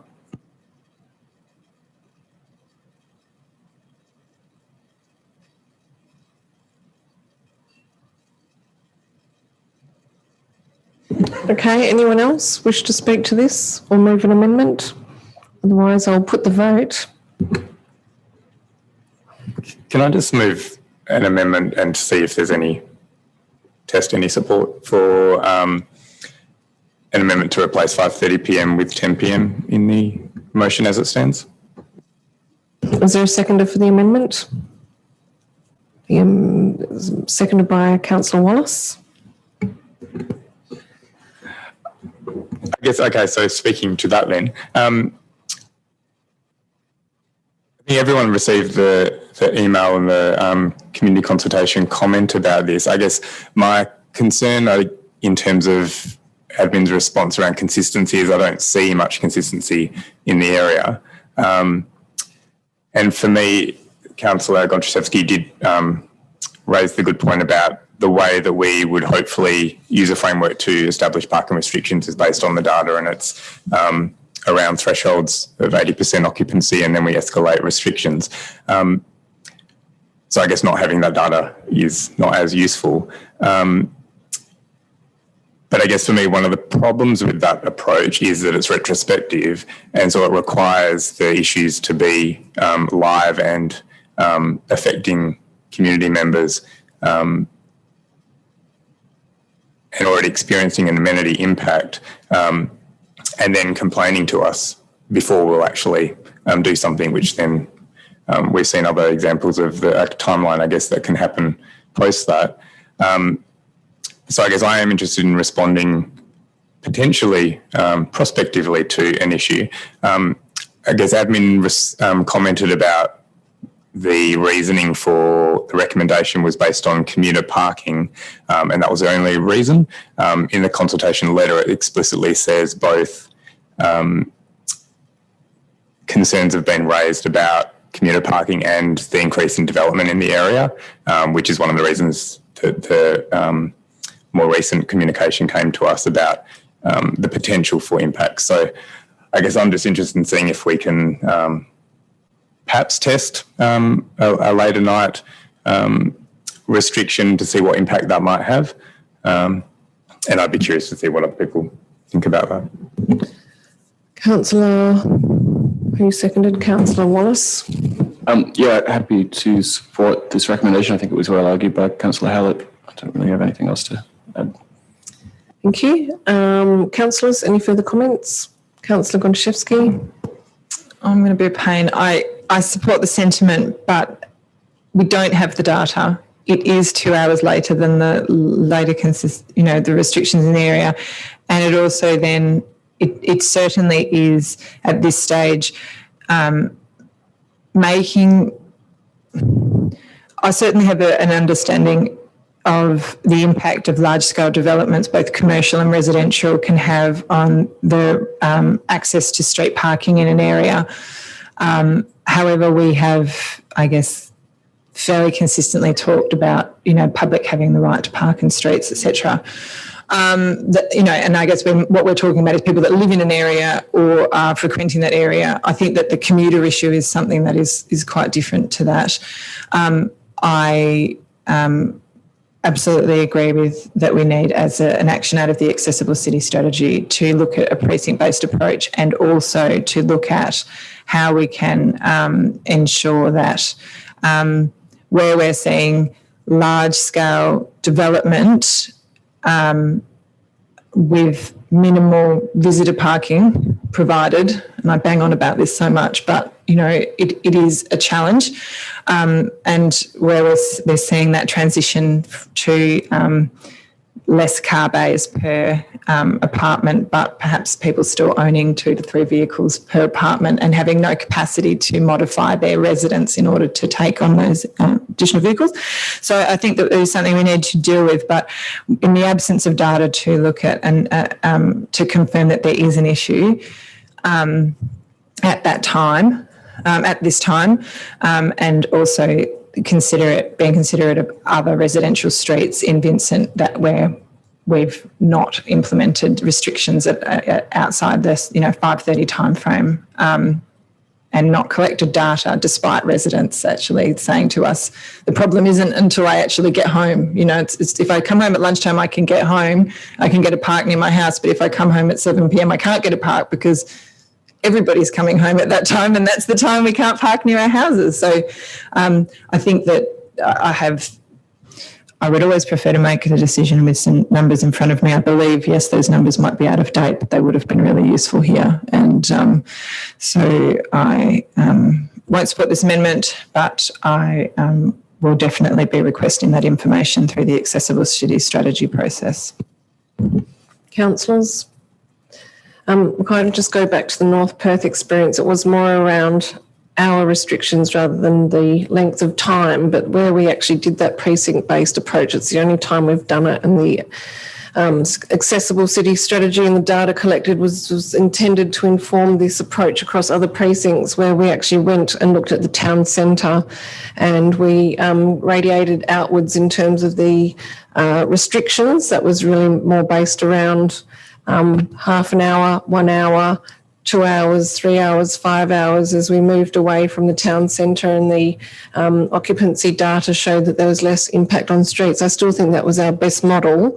I do think that we do need to start exploring after hours in Vincent, and it will really depend. Like precincts around Beaufort Street would very much be impacted by after hours, but I do think that these things should be done on a precinct-based approach. The North Perth example for me proved that that was the way to go, and I do think we need to look at this through the accessible city strategy, but we don't need that to be a long, lengthy, protracted situation. We need to use that data while it still has some contemporary application, and actually try to do what we did in North Perth, but look at hours of operation as well as the time restricted differentiation. So yes, but things have, I can understand that a lot of requests had been held off while we waited for the accessible city strategy, and we do need to treat issues as they emerge, so that's very valid. But I think that shifting one street to 10 p.m. In this fashion would be better to do a precinct approach. Thanks, Michael. Can I just ask a question to Councillor Gondashewski, or maybe the Executive Director? Can I ask a question of the Executive Director? Okay. Well, Councillor Gondashewski made reference to apartment dwellers with more than one vehicle. Or Chefski. A chef with a ski. Gondashewski. Thank you. So made reference to apartment residents having more vehicles than are available to be parked on site, and that it was maybe in a reasonable expectation that they could park those vehicles on the street overnight. Is that the city's position? The question was directed to me, so I'll answer to my understanding that our local law would not prohibit them parking their vehicles overnight. Should they have access to, should they not choose to park in any of their parking bays, or should they have more vehicles than actually would be accommodated in their parking bays? But the issue is that a resident of a multi-residential dwelling would not be entitled to parking permits. So if there was parking restrictions to 10 p.m, it would in all likelihood restrict people from those dwellings that wanted to park on the street near their home from actually being able to park there. And my understanding has, regarding the city's policy in that matter, has always been that because at the time that these were developed, there was... This is like really irregular, because you've spoken. I know. The council's asking you a question which was directed to the director, and now you're speaking twice. So I'm not trying to be... Yeah, I'm happy to be quiet. I have to run the meeting in accordance with the meeting procedures. I'm not trying to dominate the show. This is how the meeting procedures work. So I think the answer to the question really has to come from the director. Through Michael, if I answer the question in a different way, I think that speaks to the concern. So if these apartment dwellers, which probably get one space on site, have two cars, we introduce restrictions in these two streets. They simply go to the next street or the next street. And that's the point we're speaking to. If we are going to do 10 p.m, and it does restrict, so it does force people to buy only one car, which is probably in line with the accessibility strategy, then we should do it as a precinct, not pick two streets in the middle of an area. I think that's what we're trying to say, if I answer the question in that way. That's what we're concerned about. So administration is not concerned about looking at the whole precinct. If there's additional work to be done, looking at the whole precinct, looking at the data that's in the strategy, what we are uncomfortable about is making a change for these two streets which is inconsistent with what's around it and those unintended consequences, we should look at the precinct as a whole and do a proper job, I think is what we're trying to say. Do you have any further questions? No, I don't, and apologies for stepping outside of regular meeting procedures. That's fine, that's what I'm here And for. mispronouncing Councillor Gondashewski's name several times in a I'm row. here to run the meeting. I'm at your service. Okay, is there any further comment in relation to the amendment? For those who haven't spoken, okay, I'm going to put the amendment. All those in favour? Two in favour, all those against? The remaining against, I declare that amendment lost. We're back to the substantive. Is there any further comment for those who have not spoken to the substantive motion? Okay, I'll put it. All those in favour? That's carried unanimous, so we can invite Councillor Toppelberg back to the chamber.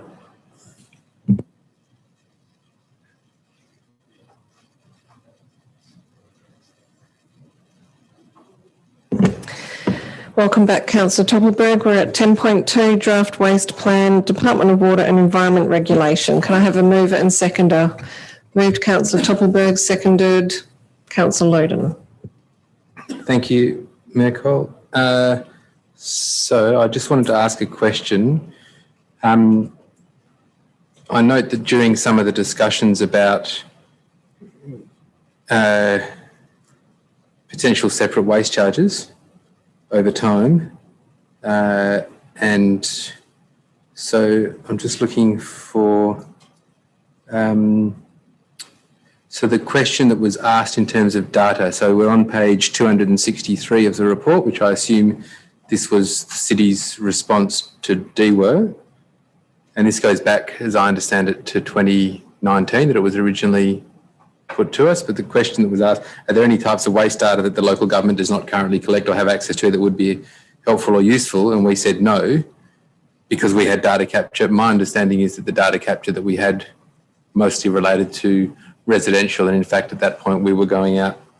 Well, I guess my question is that still the case, that we feel as though we wouldn't benefit from further data being provided, and that data capture, if it was available, and is it perhaps not a lost opportunity to ask for more specific data to help us in some of our decision making, particularly around some of the broader decision making beyond just FOGO?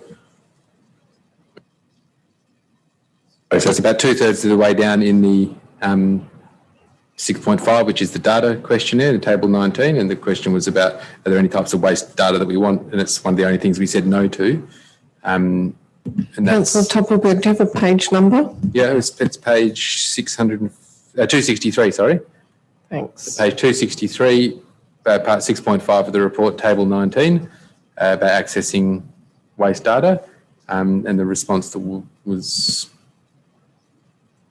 is proposed to be no, because effectively we're saying that we've prioritised data capture of our waste streams, and effectively, but my understanding is from some of the questions that have been asked in terms of our waste knowledge, even simple things like number of bins that we have, but the actual waste and what those streams are that we probably would benefit from more data. Is that something that we should look at asking for help on? Through my call, I'll try and answer the question. I think, so this is DWER asking us, do we think we have adequate data to fulfill the requirement to give them annual returns? If I'm reading the question correctly, do we have access to the adequate waste data? I thought it said, are there any types of waste data the local government doesn't currently collect or have access to that would be helpful? I thought it was more an open question, saying, would there be waste data that we could potentially provide the local government that would be helpful to you? And it seemed like a closed response for a local government where waste seems to be high on our agenda, both as it seems like an opportunity that we could maybe ask. They might not be able to give us what else we want, but I guess I'm asking, why would we say no when I would assume that they would have broader statistical data at the very least that would be far more detailed than what we have locally? So through your call, so I was reading the wrong question, but I think the answer is similar. I think that's DWER asking us, do we feel that there's any other data that we should be collecting, not that we should be provided by DWER, that we should be collecting, that would be helpful? And the answer that the team have given is no. I mean, we do have a lot of data on tonnages, numbers of bins. So I don't think that there's any missing data. So that's the reason for the answer.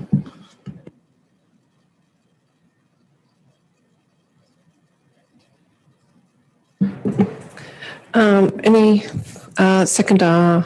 Councillor Loden, would you like to speak to the motion? I'm happy to support the officer recommendation. Thank you. Any further comments? Councillor Hallett? Sorry, and I don't know that this can be answered tonight, but just in relation to Councillor Toppelberg's question about data, in table 11, this is the one that I asked about in the briefing, in terms of recycling bins, and that there's no audit data, and there are sections without any data in it. So I'm just wondering do we not feel that we should have data, or we could, given that we've got a project in our plan to get better data on waste? So you may call, maybe we'll take that offline, because I just need to understand exactly what that means.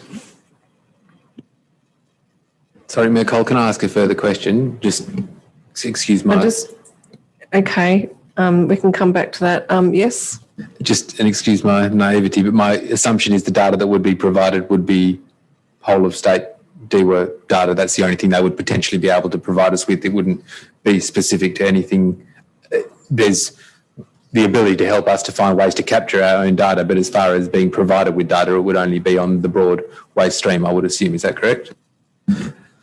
Through my call. So this is DEWA going to all local governments and saying, give us your data. Tell us that you are following our state waste strategy. Tell us you're moving towards 3 bins. Tell us you're collecting the data that you need to make decisions.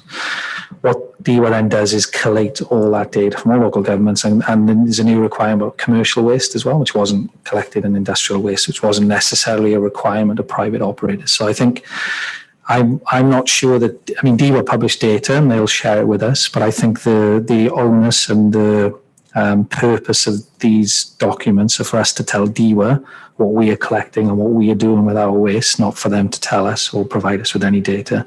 But they do, you're right, they do collect statewide data, and that is available to us. That's not a problem.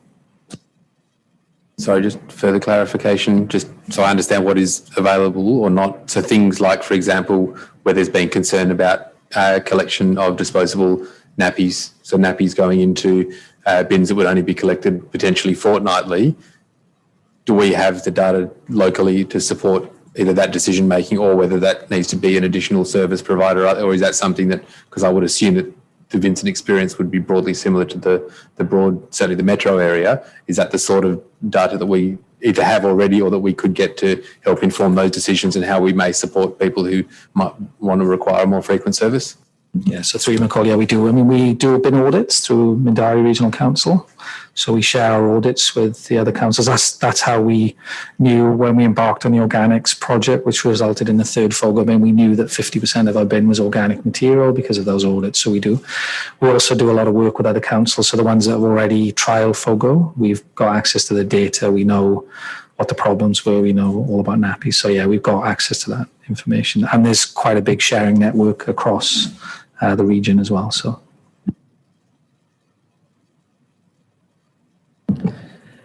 Councillor Hart, did you want to ask a question? Does anyone have any further questions or comments? Okay, I'll put the motion. All those in favour? Declare that carried unanimously. Next item is 10.3, e-permits implementation update. Can I have a mover and seconder, please? Moved by Councillor Gondashewski, seconded by Councillor Hallett. I will let the seconder speak and then move the Green amendment. Councillor Hallett. I'll withhold to let the amendment come forward. Okay. Councillor Gondashewski. I would like to move the amendment on the Green. Is there a seconder? Seconded by Councillor Hallett. Do you wish to speak to it? I reserve my right. Councillor Hallett. I'll let the Mayor speak. Does anyone wish to speak before the Mayor? Okay. Thank you for the opportunity. I put forward this amendment to broaden the scope of the motion. Initially, the recommendation from administration was to receive the feedback from the community on the implementation of the e-permit system, and that was good to see that it was largely positive in relation to those that were finding the transition relatively easy. But we still do have some way to go, and it's pleasing that administration has notified that they will extend the transition time for till the 31st of March. And I think that the objective and understand the objective that administration is working with as many people as possible to get as many residents in permit areas onto the e-permit system. This is, a good use of technology. It will also enable rangers to cover a lot more ground, but also it really does need to be acknowledged that I think that as we get down to the final small percentage of people, that there will be reasons that people haven't yet signed up around access and inclusion barriers. It was something that was put forward in an amendment to the last time this came to Council in December by Councillor Gondashewski to talk about varied requirements for in approved circumstances. I don't think that administration has quite got there in outlining how that will work. So it's really a request again to have a transparent alternate permit requirements, meaning that people are aware, because being a government agency, I think we do need to say what the process or what the criteria is publicly to people, and similar to our very different, but in some ways similar to our hardship provisions, where we have asked residents or ratepayers to go through a process where they say we are experiencing hardship. The finance team then works with those residents to seek to manage that hardship with those residents and ratepayers to see whether our bills, our rate smoothing payments work, to see whether deferral will help, and then ultimately, once gone through that process and financial hardship is still existing, then there is an alternate path and support for those people. So I think it's a very similar process. I do think as a government agency, we do need to be able to say to people, it's not a conscientious objectors process, but it is there for people who, once administration has worked as hard as they can to make the system be supported so that they can enter into it and use it. If they are still in that small percentage that can't, then there does need to be another way to enable that, particularly where we don't really have a 24-hour phone system. I don't think that that is a realistic proposal that people can ring the out of hours service and have someone manually update their permits, e-permits for them.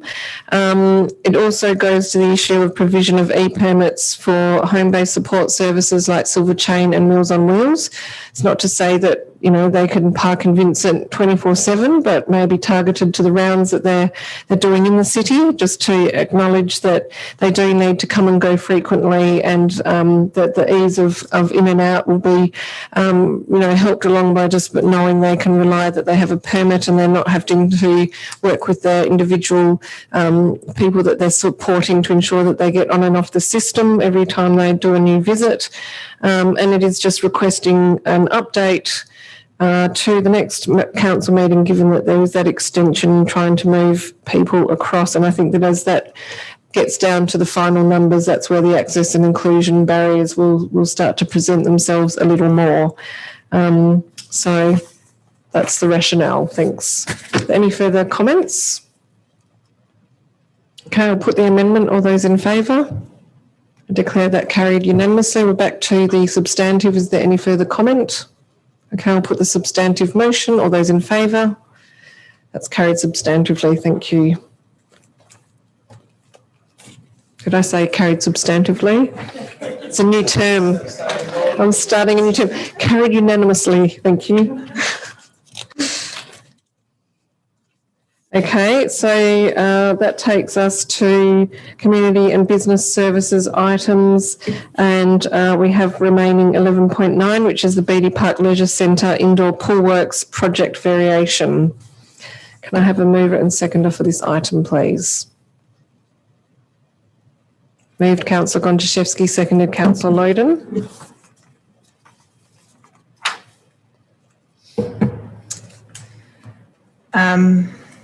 Just a question in relation to the additional funds and the variation.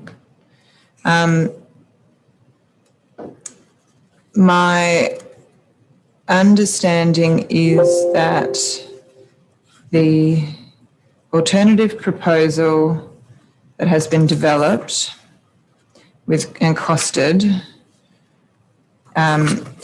has gone to one supplier only, and I just wanted to check whether, should council approve the additional funds, so the funds variation, that a procurement process in accordance with our purchasing policy would be undertaken for a change in scope, i.e. a two-slide solution to with a higher potential budget, or whether the intention is that it would be a sole source supply purchase.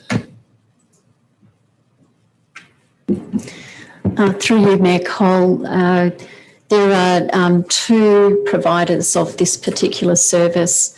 When the team were considering the scope of increasing it to a two-slide solution, they approached one of those suppliers based on the recommendation of another local government authority that they had a good experience with them.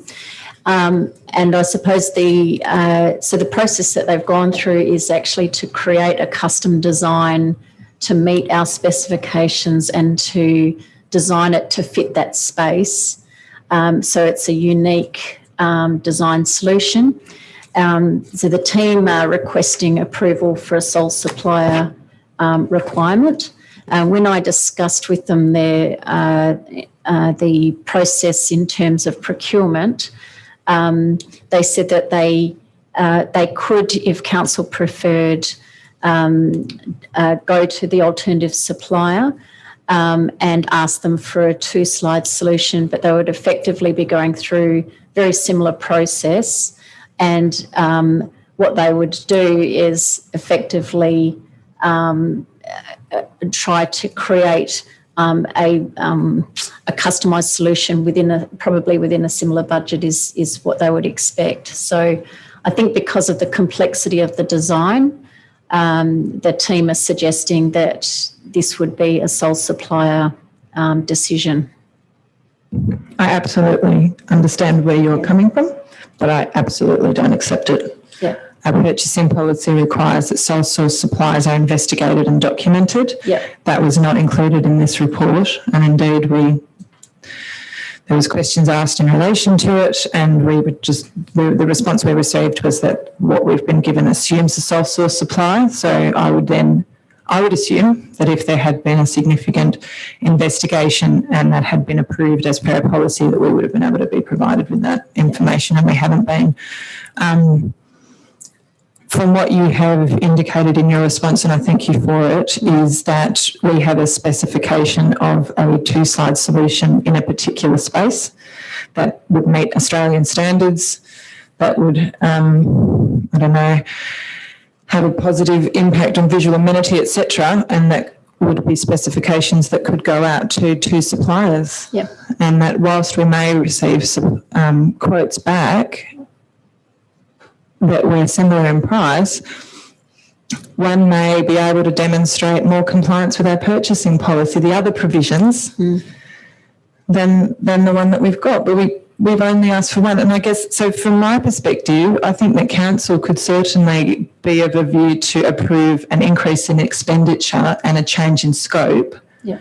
But I am not convinced that, and also, I don't believe that it's my decision to make in relation to sole source supply, but I would be, I don't know if I would have to do this, where I would have to put in an amendment to note that all procurement should happen in accordance with our purchasing policy, but perhaps I do, or I guess I don't know. I'm interested in hearing everybody's views on this. That said, I think from the pictures we've been given, a two-side solution looks like more fun in a competitive environment. I did have a question, and I don't know because Dale's not here, and I don't know if anyone else knows, but I believe that the height of the proposed side is 2.7 metres, and then there's the single side, which is 2.1 metres. And I just felt that maybe both of those were quite a bit lower than our existing sides, and what the reason for that was, for that change was, in terms of maybe going to a tamer solution or whatever. But yes, I guess I believe we need to retain our competitiveness, and from what was the visual that was provided was somewhat underwhelming. And I think it doesn't seem out of the realms of what these types of things cost to vary the project scope and funding in accordance with our purchasing policy. Through you, Mayor Cole, in terms of the question about the height, this is actually higher than the existing solution. And in fact, the advice the team have given me is that 2.7 is as high as we can go, because then you've got to add the person height, and then I think the roof height is somewhere around 4.9 or something. So it's all worked back from there. So 2.7 is our limit. In terms of the safety and usability of that space. I think, Mayor Cole, if I could also just acknowledge the concerns of Councillor Gondashewski in terms of the procurement. I think the team in their enthusiasm to create a workable solution and also to demonstrate to a reasonable standard what that solution would look like and quantify that has gone through a process. But I acknowledge Council's concerns, and I think we, if the recommendation is approved as it stands, then I would be comfortable to ensure that we go through a process of validating that with the second supplier, so I can give Council that confidence.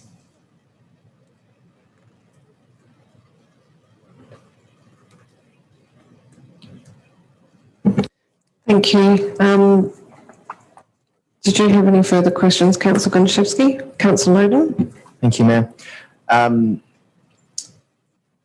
Firstly, a question just around the change boxes. So there was in the original design a series of 6 change boxes located where that slide will now be. Yeah. Is the intent to then shift those change boxes to somewhere else in the facility? Yeah, through you, Mayor Cole. So yes, the change boxes are still on the concourse level, but they've been moved a little bit further down the pathway. So they're still there, but they have had to, in order to accommodate this plan, they have had to shift them on the design. And I realise this is just an illustration of what it's going to look like, but I guess we've previously, we've sort of moved away from the idea of the plastic style playgrounds and going to more like a nature-based play type solution. So as an analogy here is... That's sounding painful. I'm wondering, is there a way to zhuzh it up a little bit or something? Splinters. So it looks maybe a little more Vincent. We had a very good discussion about the proposal for tiling at the RAP working group last night, and something like that would be a way to make this, and obviously this isn't a final concept of what it's going to look like, but including something like that, is that possible to do? I'll need to take that question on notice, but I can certainly ask that we zhuzh up the design in the consideration of what that final thing looks like. Yeah. Through you, Mayor Cole, if I add it, I mean, it's fiberglass. I don't know what we can do with it, so we'll have to check. Yeah, we'll have it's to a have to look fiberglass at what's construction. possible. Yeah, there's the challenge of materials. So I won't propose an amendment to zhuzh it out. But I will say that I support the proposal. As a lived experience for me, I'm up until very recently was at the pool 2 to 3 times a week. Obviously, my kids are a bit younger, and so they don't make use of the slide as much. It's a bit too steep for them, but that's fine because there's other stuff in other places. But this design is going to definitely be much more usable by the older kids that access the pool. It's going to make it a more attractive thing. I'll also say that I think we are already very competitive in the pool space as a result of the pool being closed. I mean, going elsewhere, and I'm not going to cast aspersions on other council's pools in the specific, but in general, I'd say that we've got quite a good offering there. It's a very usable space for people and for families and stuff like that as well. So I think this will add to it, but I think we've still got a very good asset and very good facility there. I'm pretty sure the height of the slide is just over 2.4 metres because the bathroom underneath is 2.4 metres high, and then you've got a bit of concrete on top. So it should be a better solution and more exciting experience for the kids as well. So thanks. Councillors? Again, I'm going to base my comments on previous experience because when we went out to tender for the Braithwaite Nature Playground, we had a set budget and we received quite a competitive lot of expression of interest through that process, and one came back that was particularly striking, where it had a very nice nature playground and it had the flying fox, and that was outside of budget. And I recall there was quite a fierce debate at council at the time over whether we should stretch the budget to accommodate a flying fox. It was certainly something that children had put high on their wish list, and I think that I would have felt really deeply regrettable about it if we hadn't done that, because I do think it is really something that is unique and really highly valued by children and families in the City of Vincent. Likewise, I do feel that we need to provide something in this space which is equal to or better than what was there, and I don't think the single slide delivers that. I think it's potentially the height of it and the elevation would maybe appeal to younger children, but the depth of the pool that you drop into then perhaps is not suitable. And we do know from our children and we've got our youth strategy, but also from our public open space strategy, we do know that we need to provide activities that are more challenging for older children. So the slides do have to have that excitement factor. I do take the point, Councillor Gondashewski, about the second quote, and I did think that it would be potentially possible to adapt the motion to talk about allocating funds up to $162,330 in the annual budget to deliver the project variation request entitled, I'd probably call that 2 slides in the children's water playground if council is of the view that it should be 2 slides, and that be subject to a second quote being sought. And I'm not sure whether can we request that administration advise council via email, or does everything via motion has to be about coming back to the chamber?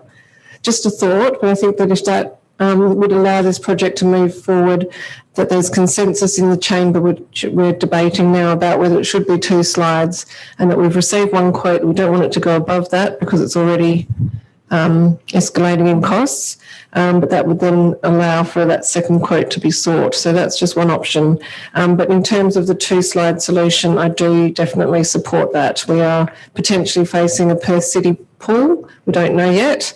We are potentially in a market where slides are becoming part and parcel of aquatic facilities, and Coburn Arc has absolutely set the standard there, and people are travelling far and wide to go there. So we do need to make sure that our facilities remain contemporary and that we do have that excitement factor for the older kids. Any further questions, comments, amendments? It's a comment. Just to note that in that competitive environment, the candidate who's not the incumbent in our adjoining municipality promised $25 million towards Terry Tyzak in the event that they get elected. And people can say whatever they like about the likelihood or not of that, but it is interesting to note that the state sees $25 million in our relative local area as an appropriate fund towards aquatic facilities. Sorry, when was that recent? That was announced till 3 o'clock this morning. It was sitting on, would you believe, a Facebook page. How did I find it? I have no idea. Wow. But the Liberal candidate has promised to $25 million towards upgrade of Terry Tyzak, and it includes the addition to both wet and dry areas, along with the addition of a skate park, mini golf and basketball courts. So there's clearly a will of at least one side of government to spend some of state money on aquatic facilities, and perhaps we can put in context our poor little 2 slides that we're trying to fund from the coffers at Vincent. But I think we're trying to manage this project as well as we can, but I think that's something that we would probably benefit from following up over the next few weeks. All advocacy will be pursued. Thank you. Any further comments? Councillor Hallett? This might be more for the CEO. Is there an option to liaise with a local member to convert money for a basketball court that may or may not be wanted to towards slides?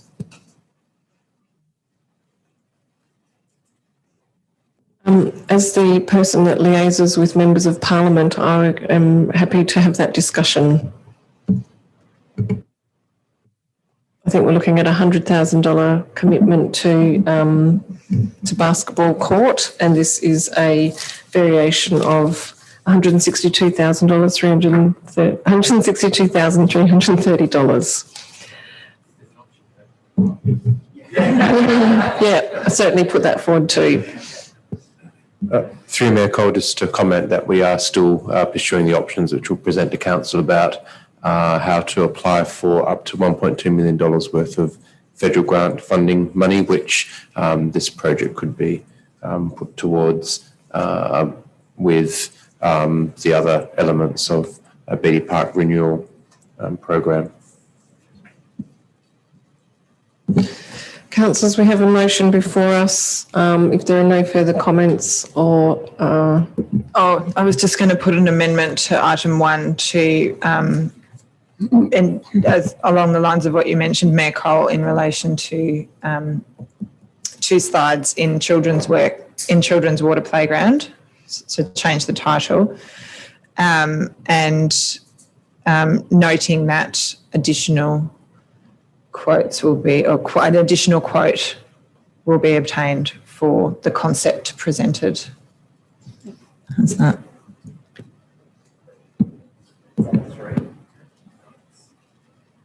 Wendy, could you just screen share that so we can get the wording right? Councillor Hallett, you wish to ask a question? Or perhaps of clarification around the amendment and whether it might also include additional funds of up to. Yes. Up to? Reasonable. Up to. Is that what, sorry, I'm not sure what the answer was, yes to additional funds? I believe that, so approves by an absolute majority the allocation of additional funds of up to $162,330, including GST, in the 2020-21 annual budget to deliver the project variation request 2 slides in the children's water playground. Subject to? Is noting that an additional quote will be sourced for the works for the concept presented. Is concept sufficient a word? Yeah. Yeah, that's fine. Can I just query though, does it have to be the same concept or could it be, given that they're a different company? What about for this, it was the specifications?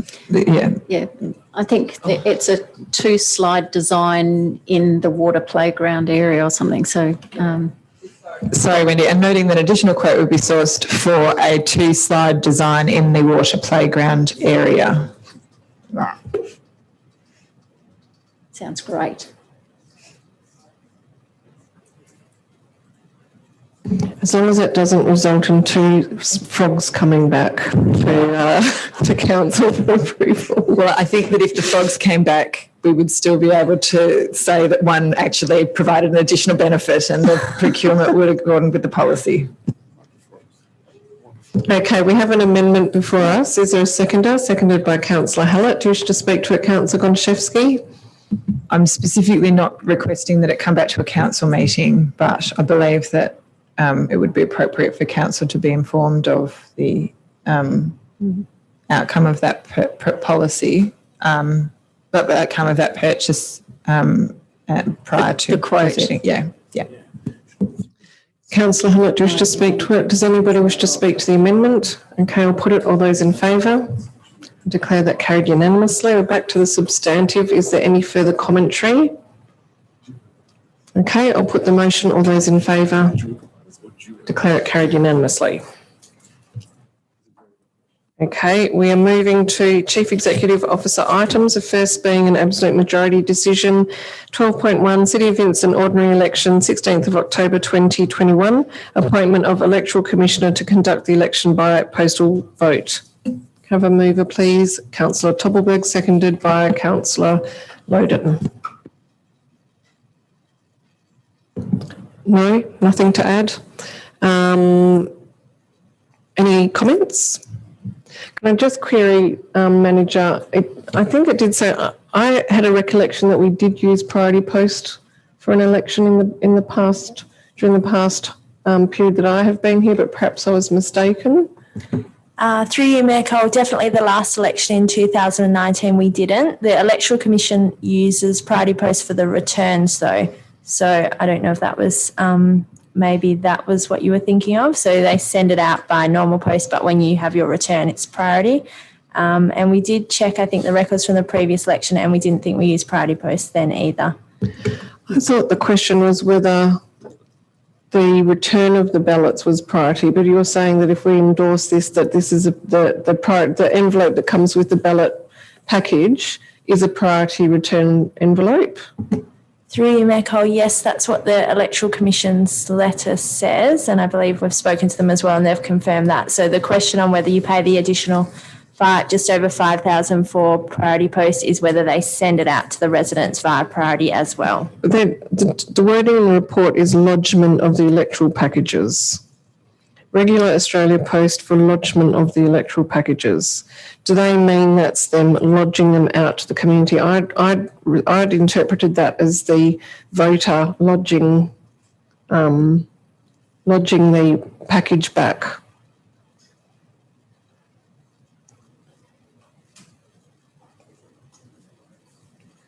Might just have to check I know, are you saying doesn't matter anyway? I just remember seeing priority post on an envelope. I tell you might feel differently in October. Through you, Mayor Cole, can I just clarify, because our council liaison officer spoke to the WA Electoral Commission this week and they've confirmed it's always priority when you return it. Okay. So the additional amount is when you're sending it out, so sending it to the resident. Okay, so I've interpreted lodgement meaning the other way, but that clarifies it, so that's fantastic. Okay, good value. All right, unless there are any further comments, I'll put the motion. All those in favour? Declare it carried. Thank you. Next item is 12.2, quarterly update on 26 strategic projects outlined in the Corporate Business Plan 2020-21 to 23-24. Moved by Councillor Loden, seconded by Councillor Toppelberg. Thank you, Mayor. Appreciate the updated attachment with high resolution. It's much easier to read. Didn't need to get Councillor Wallace's help. Also, I do appreciate these coming back on a quarterly basis. So it's a good reminder of the strategic activities that we're working on and to keep that fresh in our mind. So on that topic, I've got a couple of comments on two of them. The first one is the Sustainable Environment Strategy. A big part of that is the solar panel investment activities that we are doing. For background, in 2019, we installed 258 kilowatts of solar panels, originally quoted at $321,000. Subsequently came in at a lower cost, and a saving of $90,000 a year generated from those panels being installed. In a commercial sense, this is what's referred to as a slam dunk, very low risk and very high rate of return at over 20%. At that time, we installed 79 kilowatts of capacity on Beady Park. There is capacity to install more, but we were limited by the space we had on the roof that was not part of the original grandstand structure. So we didn't want to install panels on that structure. However, there's enough energy consumers within the Beady Park to install an additional 100 kilowatts of capacity without any curtailment of the resource, and a further 30 to 50 kilowatts at a commercially attractive rate with some curtailment in the middle of the day that we actually putting power back into the grid. The city's been undertaking a review of different opportunities, and one of those opportunities is to look at installing solar panels in the carport, in the car park area. There is space for 65 kilowatts of solar panels in that area. which would be fully utilised by our existing asset and would make a significant reduction to the power consumption of Beady Park from fossil fuel-based power.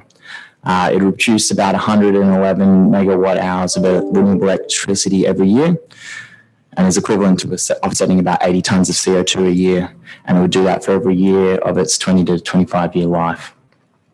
Something like this would cost more, obviously, somewhere around about $150,000 to $200,000, and generate around about $20 in savings a year. So the numbers aren't quite as good as previously, but the rate of return you're talking about is, rather than at 20%, is more like 8 to 9% return on investment. It has a net present value of about $65,000, which means that it would pay for itself and would deliver dividend back to residents in the form of reduced rates or additional services. For context, a high risk and high return sector like the mining sector or oil and gas typically have investment hurdle rates of 8 to 10%. A utility provider that provides energy in Western Australia would typically look at a rate of return of 5 to 6%, where you're actually producing the power yourself and then you're also consuming the power yourself. A rate of return of 3 to 4% would be quite practical in this context as well. So if we can get a 9% rate of return on an opportunity that is significant in scale, that seems to be something worth pursuing. Whilst this is justified on the economics alone, the project also aligns to the direction set in our strategic community plan under the enhanced environment theme. And it also improves the community amenity in the area through providing additional shade for the cars and people that are accessing the site. Further, it's an exceptional communication tool. We have over 1 million people going through Beady Park on an annual basis, and the car park is the first thing that they see as they walk out of the building, to see that partially covered with solar panels, the great big sign explaining the benefits that the city is obtaining out of this, the benefits to the environment and the community, would be a great tool for us going forward. I guess to date we've done the easy stuff, but each successive investment is going to be more challenging for us. This is why we need to start looking at batteries and other activities like power purchase agreements as well. But I see something like this as a good, strong, significant activity that the city could undertake as part of our next budget process, and I'd hope to see that considered. I also note that even with this installed, you've still got some 35 to 65 kilowatts of capacity that could also be installed, and something like this could be put onto the Beady Park Reserve to provide shade for people that are utilising Beady Park as well. It is proximate to the site, and costs would probably be similar in terms of installation of something like that. So that's all I wanted to say on that one. The second one was around FOGO, where we're targeting net zero waste by 2028, and going through this process now with the FOGO, understanding that it's a commercial tender process that we're going through. Part of the real benefit of this is that FOGO not only reduces our waste, but it also reduces our carbon emissions. But currently, under federal legislation, under the Emissions Reduction Fund, it is possible to generate a carbon credit through changing the way you manage your waste. So a waste provider could potentially take food organics and garden organics, process it into whatever technology it is that they're using, potentially composting or something similar, and also then go through a process of generating a carbon credit. If the city is seeking to achieve net zero emissions by 2050, then we need to make sure that we're not double counting there, and we need to do some consideration in the forward planning around our contract there on how those carbon emissions are going to be considered. Because if we don't, then there's going to be the risk that we basically lose those credits and lose part of the benefit of delivering that project. So thank you for listening to my ramble. I think I am the last agenda item, so appreciate everybody's patience with me. Oh, we haven't finished yet. Are there any, seconder was Councillor Toppelberg. No comments. Councillors, any comments or questions? I do have some questions. I will be quick, and I'm happy for these to be taken on notice. These are comments about some information that would be useful in the next report or in the intervening period by email if you are happy to oblige.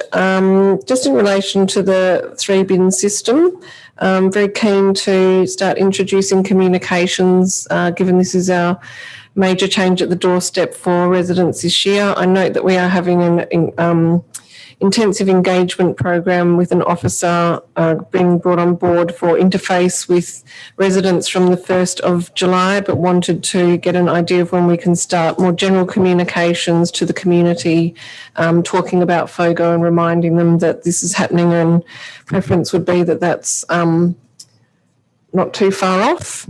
In relation to the Arts Relief Project, I just noticed that the status report states that that the stage 2 is being discussed at a council workshop, and further direction is planned to be discussed with the Arts Advisory Group. I just did want to note that is included as an action in the rebound strategy, so it is actually captured as an action in one of our endorsed strategy documents, and should happy for the sort of implementation to be discussed, but the actual issue of it going ahead should be concluded that it's now in a strategy.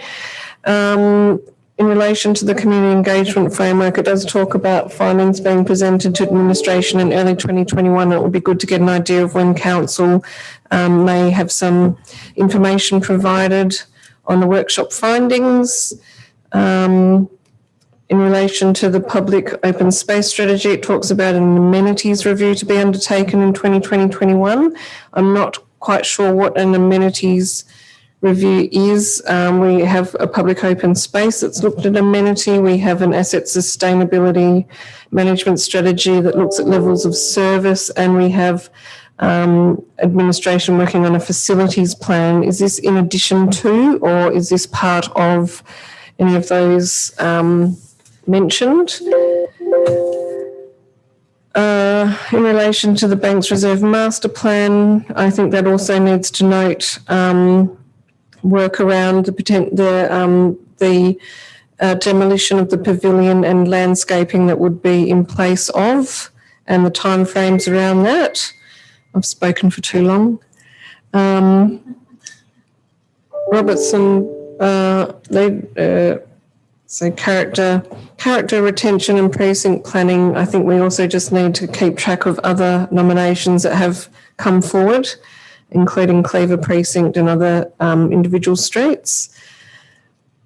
Asset management and sustainability strategy talks about advertising proposed to commence in early 2021. So it'd be good to get a bit more surety around that. And marketing plan doesn't really give a status. It just says it's a general comment that a plan is being drafted. Through Mayor Cole, we can provide some more detailed comments on those, including updates on the 7 major projects at the council workshop next Tuesday. FOGO, and obviously introducing a third bin's the major project for the city this year, and will require a comprehensive communications effort leading up to that major change. The community engagement framework, the report from the consultant, and the draft strategy and policy will be presented to council on Friday for discussion at the council workshop next Tuesday. I think that was a comment on the Arts Relief Project, that just confirmation that it's still going ahead. Was there a question there, or just a statement that I'm just stating that it is confirmed as an action in a strategy existing? Yes. Mm-hmm.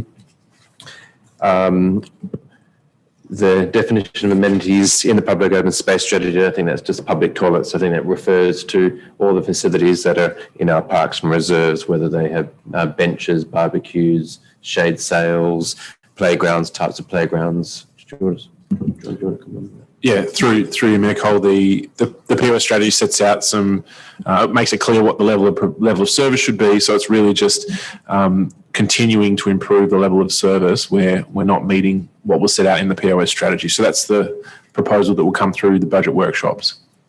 So it's the same as some of those things that you mentioned, yes. And there was a question on Banks Reserve Master Plan, and we'll be coming to council on additional funding for implementation of that as part of the annual budget process, as well as some of the other projects here will be for consideration by council during the forthcoming budget workshops.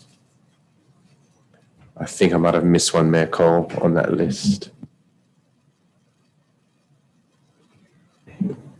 Yeah, we've got FOGO, Arts Relief, Community Engagement Framework, Public Open Space Strategy, Marketing Plan. Yes. Do you want to mention the marketing plan that'll be? So the plan is to have. So we do have an external consultant who had been advising and reviewing a draft marketing plan, and that will be discussed with council in March. Okay, thank you. Any further comments or questions? Okay, I'll put the motion. All those in favour? Declare that carried. All other business has been dealt with. We don't have any questions by members of which due notice has been given, representations on committees and public bodies, or is there any urgent business? It says here nil, so I assume that that's the case.